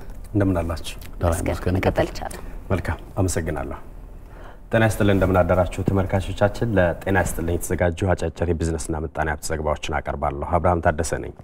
ቀዳሚ የማደርገው የኢንዱስትሪ ጉዳይን የተመለከተ ነው የሚሆነው። በኢንዱስትሪው ዘርፍ ለታለመው እድገት የግል ባለሀብቱ ተሳትፎ ጉልህ አስተዋጽኦ እንዳለው የሕዝብ ተወካዮች ምክር ቤት የኢንዱስትሪና ማዕድን ጉዳዮች ቋሚ ኮሚቴ ገልጿል። ቋሚ ኮሚቴው በድሬዳዋ አስተዳደር በግል ባለሀብቶች እየለሙ ያሉ የመኪናና የባጃጅ መገጣጠሚያ ብረታ ብረት ማምረቻና የጨርቃጨር ፋብሪካዎች እንዲሁም የኢንዱስትሪ ፓርኮችን የስራ እንቅስቃሴ ተዘዋውሮ ተመልክቷል። አንድ ማስታወቂያ ሰምተን ተመልሰን ወደ መረጃው መለሳለሁ። ደርሶኛል አዎ የተላከው ገንዘብ ደርሷቸዋል። ሁሉም ለመቀበል ምርጫቸውን ኦሮሚያ ባንክ አድርገዋል። እኛም በደስታ አስተናግደናል። ገንዘቡን በክብር አስረክበን ከውጭ ሀገር በዌስተርን ዩኒየን፣ በዳሃብሺል፣ በመኒግራም ማስተር ካርድን ጨምሮ ከ10 በላይ በሚሆኑ ከባንካችን ጋር በሚሰሩ ዓለም አቀፍ የሐዋላ አስተላላፊ ድርጅቶች በኩል ገንዘብ ሲላክሎ ወደ ኦሮሚያ ባንክ ይምጡ። በደስታ ተቀብለን ስለመረጡን አመስግነን ገንዘቡን እናቀብሎታለን። ምንጊዜም ለስኬቶን ተጋለን። ኦሮሚያ ባንክ የሕዝብ ባንክ። እንቀጥላለን። ጉብኝቱን ያስተባበሩት አቶ ዳውድ መሐመድ እንደገለጹትም በኢንዱስትሪው ዘርፍ የግል ባለሀብቶች ተሳትፎ ለሀገር እድገት ጉልህ አስተዋጽኦ አለው። ለዜጎች የስራ ዕድል በመፍጠርና ለሀገሪቱ ማነቆ የሆነውን የውጭ ምንዛሬ ግኝት በማገዝ ኢንዱስትሪዎች የማይተካ ሚና እንዳላቸው አቶ ዳውድ ገልጸዋል። በኢንዱስትሪው ዘርፍ በተሻለ ውጤት ለማምጣት ያመራሩ ክትትልና ድጋፍ ተጠናክሮ መቀጠል እንዳለበት የቋሚ ኮሚቴው አባላት አስገንዝበዋል። አባላቱ አክለውም ለአልሚ ባለሀብቶች የገበያ ትስስር መፍጠርና የመሰረተ ልማት ማሟላት አቅማቸው እንዲያጎለብቱ አመራሩ በይበልጥ ማገዝ እንዳለበት አመላክተዋል። የድሬዳዋ አስተዳደር ምክትል ከንቲባ አቶ ሀርቢ ቡህ በበኩላቸው በኢትዮጵያ ታምርት ንቅናቄ በኢንዱስትሪው ዘርፍ እየታየ ያለውን ውጤት በይበልጥ ለማጠናከር እየተሰራ መሆኑን አስረድተዋል። ለኢንዱስትሪዎች የውጭ ምንዛሬና የውጭ ዕቃ አቅርቦት ችግሮች እያጋጠሙ በመሆናቸው መንግስት አስፈላጊውን እገዛ እንዲያደርግላቸው አልሚ ባለሀብቶቹ መጠየቃቸውን ከህዝብ ተወካዮች ምክር ቤት ማህበራዊ ትስስር ገጽ የተገኘው መረጃ ያመለክታል። ወደ ሁለተኛው ጉዳያችን ስናልፍ የኢትዮጵያ ፋይናንስ ልዑክ ከዓለም ባንክና አይኤምኤፍ ኃላፊዎች ጋር ሲያደርግ የቆየውን ውይይት አጠናቋል። የኢትዮጵያ ፋይናንስ ልዑክ ከዓለም ባንክና ከዓለም አቀፉ የገንዘብ ተቋም አይኤምኤፍ ኃላፊዎች ጋር ለአንድ ሳምንት ሲያደርግ የቆየውን ውይይት አጠናቋል። በአሜሪካ የኢትዮጵያ አምባሳደር ዶክተር ስለሺ በቀለ በትዊተር ገጻቸው እንዳስታወቁት በገንዘብ ሚኒስትር አቶ አህመድ ሽዴና በብሔራዊ ባንክ ገዢ ማሞ ምረቱ የተመራው ልዑክ ከዓለም ባንክና ከዓለም አቀፉ የገንዘብ ተቋም አይኤምኤፍ ዳይሬክተሮች ጋር ሲያደርግ የነበረው ውይይት ተጠናቋል። የፋይናንስ ልዑኩ ከዓለም አቀፉ የገንዘብ ተቋም አይኤምኤፍ ዳይሬክተር ክሪስታሊና ጆርጄቫ እና ልዑካቸው ጋር ምክክር ማድረጋቸውን እና ለአንድ ሳምንት የቆየውን ውይይት ማጠናቀቁን አንስተዋል። የተደረገው ውይይት ኢትዮጵያ የሚያስፈልጋትን የልማትና ሰብአዊ ድጋፍ ለማግኘት የሚያስችል መሆኑንም አምባሳደሩ ጠቁመዋል። የትራንስፖርትና ሎጂስቲክስ ሚኒስቴርና ትሬድማርክ አፍሪካ የኢትዮጵያን የጭነት ትራንስፖርት አገልግሎትን በማዘመን የወጭና ገቢ ንግድን ማሳለጥ የሚያስችል ስምምነት ተፈራርመዋል። ስምምነቱን የትራንስፖርትና ሎጂስቲክስ ሚኒስትር ዶክተር አለሙ ስሜና በትሬድማርክ አፍሪካ የኢትዮጵያ ዳይሬክተር አቶ እውነቱ ታዬ ተፈራርመዋል። በስምምነቱ መሰረት ትሬድማርክ አፍሪካ የጭነት ተሽከርካሪዎች የተቀናጀ ቀልጣፋና ጊዜ ቆጣቢ አገልግሎት እንዲሰጡ የሚያስችል መተግበሪያ በማልማት አገልግሎት ላይ ያውላል ተብሏል። የትራንስፖርትና ሎጂስቲክስ ሚኒስትር ዶክተር አለሙ ስሜ በፊርማ ስነ ስርዓቱ ላይ እንዳሉት ስምምነቱ በሎጂስቲክስ ዘርፉ ያሉትን አሰራሮች የሚያዘምን ነው። ምርትና አገልግሎቶች በተመጣጠነ ዋጋ እንዲያቀርቡ ከማድረግ ባሻገር ከሌሎች ሀገራት ጋር ያለው የሎጂስቲክስ ስርዓት እንዲሳለጥ ያደርጋል ነው ያሉት። ስምምነቱ የጭነት ተሽከርካሪዎች የተሳለጠ ቀልጣፋ ጊዜ እና ወጪ ቆጣቢ አገልግሎት እንዲሰጡ ለማድረግ ያለመ ስለመሆኑም ተመላክቷል። በስምምነቱ መሰረት በፍጥነት ወደ ተግባር ለመሻገር የትራንስፖርትና ሎጂስቲክስ ሚኒስቴር ቁርጠኛ መሆኑን ጠቁመዋል። በትሬድማርክ አፍሪካ የኢትዮጵያ ዳይሬክተር አቶ እውነቱ ታዬ በበኩላቸው ተቋማቸው በስምምነቱ መሰረት መተግበሪያውን በአንድ ዓመት ውስጥ አልምቶ ወደ አገልግሎት እንደሚያስገባ ጠቅሰዋል። መተግበሪያው አገልግሎት ላይ ሲውል ኢትዮጵያ ያላትን የጭነት ተሽከርካሪ ሀብት መረጃ በአግባቡ በመዝገብ በአንድ ማዕከል እንድትቆጣጠርና በተቀላጠፈ ሁኔታ ምደባ በመስጠት በአግባቡ እንድትጠቀም ያስችላታል ነው የተባለው። ወደ ውጭ ጉዳዮቻችን እንለፍ። በኬንያ በተያዘው ዓመት 130 በኤሌክትሪክ የሚሰሩ የከተማ አውቶቡሶች ሊገጣጠሙ መሆኑ ተገልጿል።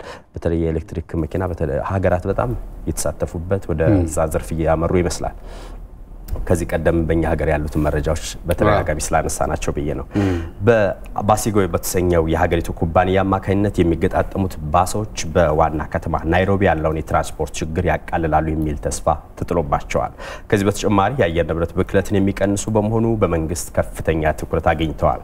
ባሳለፍነው ዓመት በኬንያ የመጀመሪያውን ኤሌክትሪክ አውቶቡሶች ያስተዋወቀው ኩባንያው የሚገጣጥማቸውን ተሽከርካሪዎች በከተማው የትራንስፖርት አገልግሎት ለሚሰጡ ዜጎች ያስረክባል ተብሏል። በአንድ ቻርጅ እስከ 250 ኪሎ ሜትር የሚጓዙት አውቶቡሶቹ የነዳጅ ዘይት ወጪን በማስቀረት አገልግሎት ሰጪዎችን ተጠቃሚ ያደርጋሉም ተብሏል። ከቻይና ኩባንያ ጋር በጥምረት እየተገጣጠሙ የሚገኙት የኤሌክትሪክ አውቶቡሶች 25 መቀመጫ ያላቸው ናቸው። ኩባንያው በመጪዎቹ 3 ዓመታት ውስጥ 1000 በኤሌክትሪክ የሚሰሩ ከተማ አውቶቡሶችን የመገጣጠም እቅድ እንዳለው የዘገበው ሲጂቲኤን አፍሪካ ነው። ወደ መጨረሻው ጉዳያችን እናምራ። ታዋቂው የደቡብ ኮሪያ መኪና አምራች ኩባንያ ሃዩንዳይ በተያዘው ፈረንጆቹ ዓመት የመጀመሪያዎቹ 3 ወራት ከ100 ሺህ በላይ የኤሌክትሪክ ተሽከርካሪዎችን መሸጡን አስታውቋል። ከኤሌክትሪክ መኪና አልወጣንም። አሁን ኩባንያው ከኪያ ሞተርስ ጋር በጋራ የሸጣቸው ተሽከርካሪዎች ቁጥር 135 ሺህ ሲሆን ሽያጩ ከአምናው ተመሳሳይ ወቅት ጋር ሲነጻጸር የ50% እድገት አሳይቷል። የተመዘገበው የሽያጭ መጠን ኩባንያዎቹ በአመቱ ለመሸጥ ያቀዱትን የ588 ሺህ የኤሌክትሪክ ተሽከርካሪዎች እቅድ ለማሳካት እንደሚችሉ ያሳየ ነው ተብሎለታል። ዘገባው የአሪራንግ ነው። አጠቃላይ ከሀገር ቤትም ከውጭ ያስኳቸው መረጃዎች እነዚህ መስሎ ነበር። እኔም አመሰግናለሁ።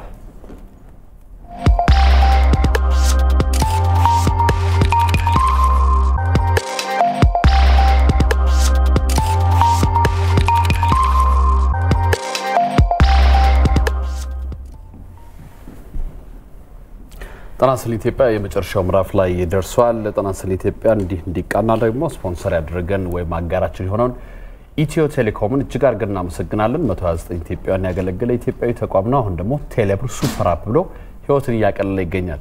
ኢትዮ ቴሌኮምን እጅግ አድርገን እናመሰግናለን። የውጭ ጉዳይ ላይ እንደምንሄደው የካናዳ መንግስት በአገሪቱ በሚካሄደው ምርጫ ማንኛውም የውጭ ጣልቃ ገብነት ለመከላከል እየሰራ መሆኑን ገልጸዋል። አው የሀገሪቱ ምክር ቤት አባል የሆኑት የሊበራል ፓርቲ ተወካዮች ግን የካናዳ መንግስት ችግሩን ለመቅረፍ የያዘው እቅድ በእውነት ላይ ያልተመሰረተ ነው በማለት ትችት አቅርቧል። ለግሎባል ኒውስ ዘገባ ዳንኤል ብዙአያ። በካናዳ ዋና ከተማ ኦቶዋ በቅርቡ የሚካሄደውን የምክር ቤት ምርጫ በተመለከተ የመነጋገሪያ አጀንዳ የሆነው ምርጫው በውጭ ሀገራት ተጽዕኖ ስር ሊወድቅ ይችላል ወይስ ጉዳዩ ለካናዳ አሳሳቢ አይደለም የሚለው ርዕሰ ጉዳይ ሆኗል። የምክር ቤት አባል የሆኑት የሊበራል ፓርቲ ተወካይ ቻንድራ አሪያ መንግስት የውጭ ጣልቃ ገብነትን ይከላከላል በማለት በካናዳ በሚገኙ የውጭ ሀገር ተቋማት ላይ የሚያደርገው ጥብቅ ቁጥጥር አስፈላጊ አይደለም በማለት ሐሳባቸውን ሰንዝረዋል። የካናዳ መንግስት በሀገሪቱ የሚካሄደው ምርጫ ከማንኛውም የውጭ ጣልቃ ገብነት የጸዳ እንዲሆን ለማድረግ በካናዳ በሚገኙ የሌሎች ሀገራት ተቋማት እንደ አዲስ እንዲመዘገቡ የሚያስገድድ መመሪያ አውጥቷል። የካናዳ ጠቅላይ ሚኒስትር ጀስቲን ትሩዱ የመንግስት እቅድ በሀገሪቱ የሚካሄደው ምርጫ ከውስጥም ሆነ ከውጭ ተጽዕኖ የጸዳ እንዲሆን ማድረግ መሆኑን ተናግረዋል። ጠቅላይ ሚኒስትሩ በተለይ ቻይና፣ ሩሲያና ኢራንን የመሳሰሉ ሀገራት በካናዳ በሚካሄደው ምርጫ ላይ ተጽዕኖ ለማሳደር ሊንቀሳቀሱ ይችላሉ የሚል ስጋት እንዳላቸው ነው የገለጹት። እቅዱ ዋነኛ መሳሪያችን ነው። ሁሉንም የሀገራችን ጉዳዮችን ደህንነት የምናስጠብቅበትም ይሆናል። የሊበራል ፓርቲ ተወካይ ግን የጠቅላይ ሚኒስትሩ እቅድ አስመልክቶ በሰጡት አስተያየት ከካናዳ 4000 ኪሎ ሜትር በላይ ከሚርቁ ሀገራት በካናዳ የሚካሄድ ምርጫ ላይ ተጽዕኖ ያሳድራሉ ማለት አጉል ስጋት ነው ብለዋል። ይህን ጉዳይ በተመለከተ በካናዳ የሚገኙ የቻይና ተወላጅ ለግሎባል ኒውስ በሰጡት አስተያየት መንግስት ያወጣው አዲስ መመሪያ አላስፈላጊና ምንም ጠቀሜታ የሌለው ነው ብለዋል። እንደውም በካናዳ የሚገኙ የሌላ ሀገር ተወላጆችን የሚያጉላላ ነው በሚል አስተያየት ሰጥተዋል። የተከሰተው ጉዳይ የቻይና መንግስት ራሱ እየሰራ ያለው ስራ ነው። የዘረኝነት ጉዳዮችን ማበረታታት ተገቢ ያለመሆኑ ነው የማምነው። በቅርቡ በሀገሪቱ በሚካሄደው ምርጫ በካናዳ የሚኖሩ የቻይና ኮሚኒቲ በርካታ የጸጥታ ጉዳይ ኤክስፐርቶች ጭምር እንደ አዲስ እንዲመዘገቡ መመሪያ ተላልፎባቸዋል። የጤና ይስጥልኝ ኢትዮጵያ ዝግጅት የተከታተላችሁትን ይመስል ነበር። ከኛ ጋር ስለነበራችሁ እጅግ በጣም እናመሰግናለን። አንተነህ ደግፌና ሜሮብ ምትኩ ጤና ይስጥልኝ ኢትዮጵያን እየመራን አብረናችሁ ቆይታ አድርገናል። መልካም ቀን።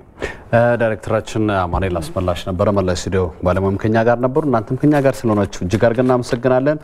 ደስ የሚል ቀን ይሁንላችሁ። ለኢትዮጵያችን ሰላም አይብዛ። ሰላም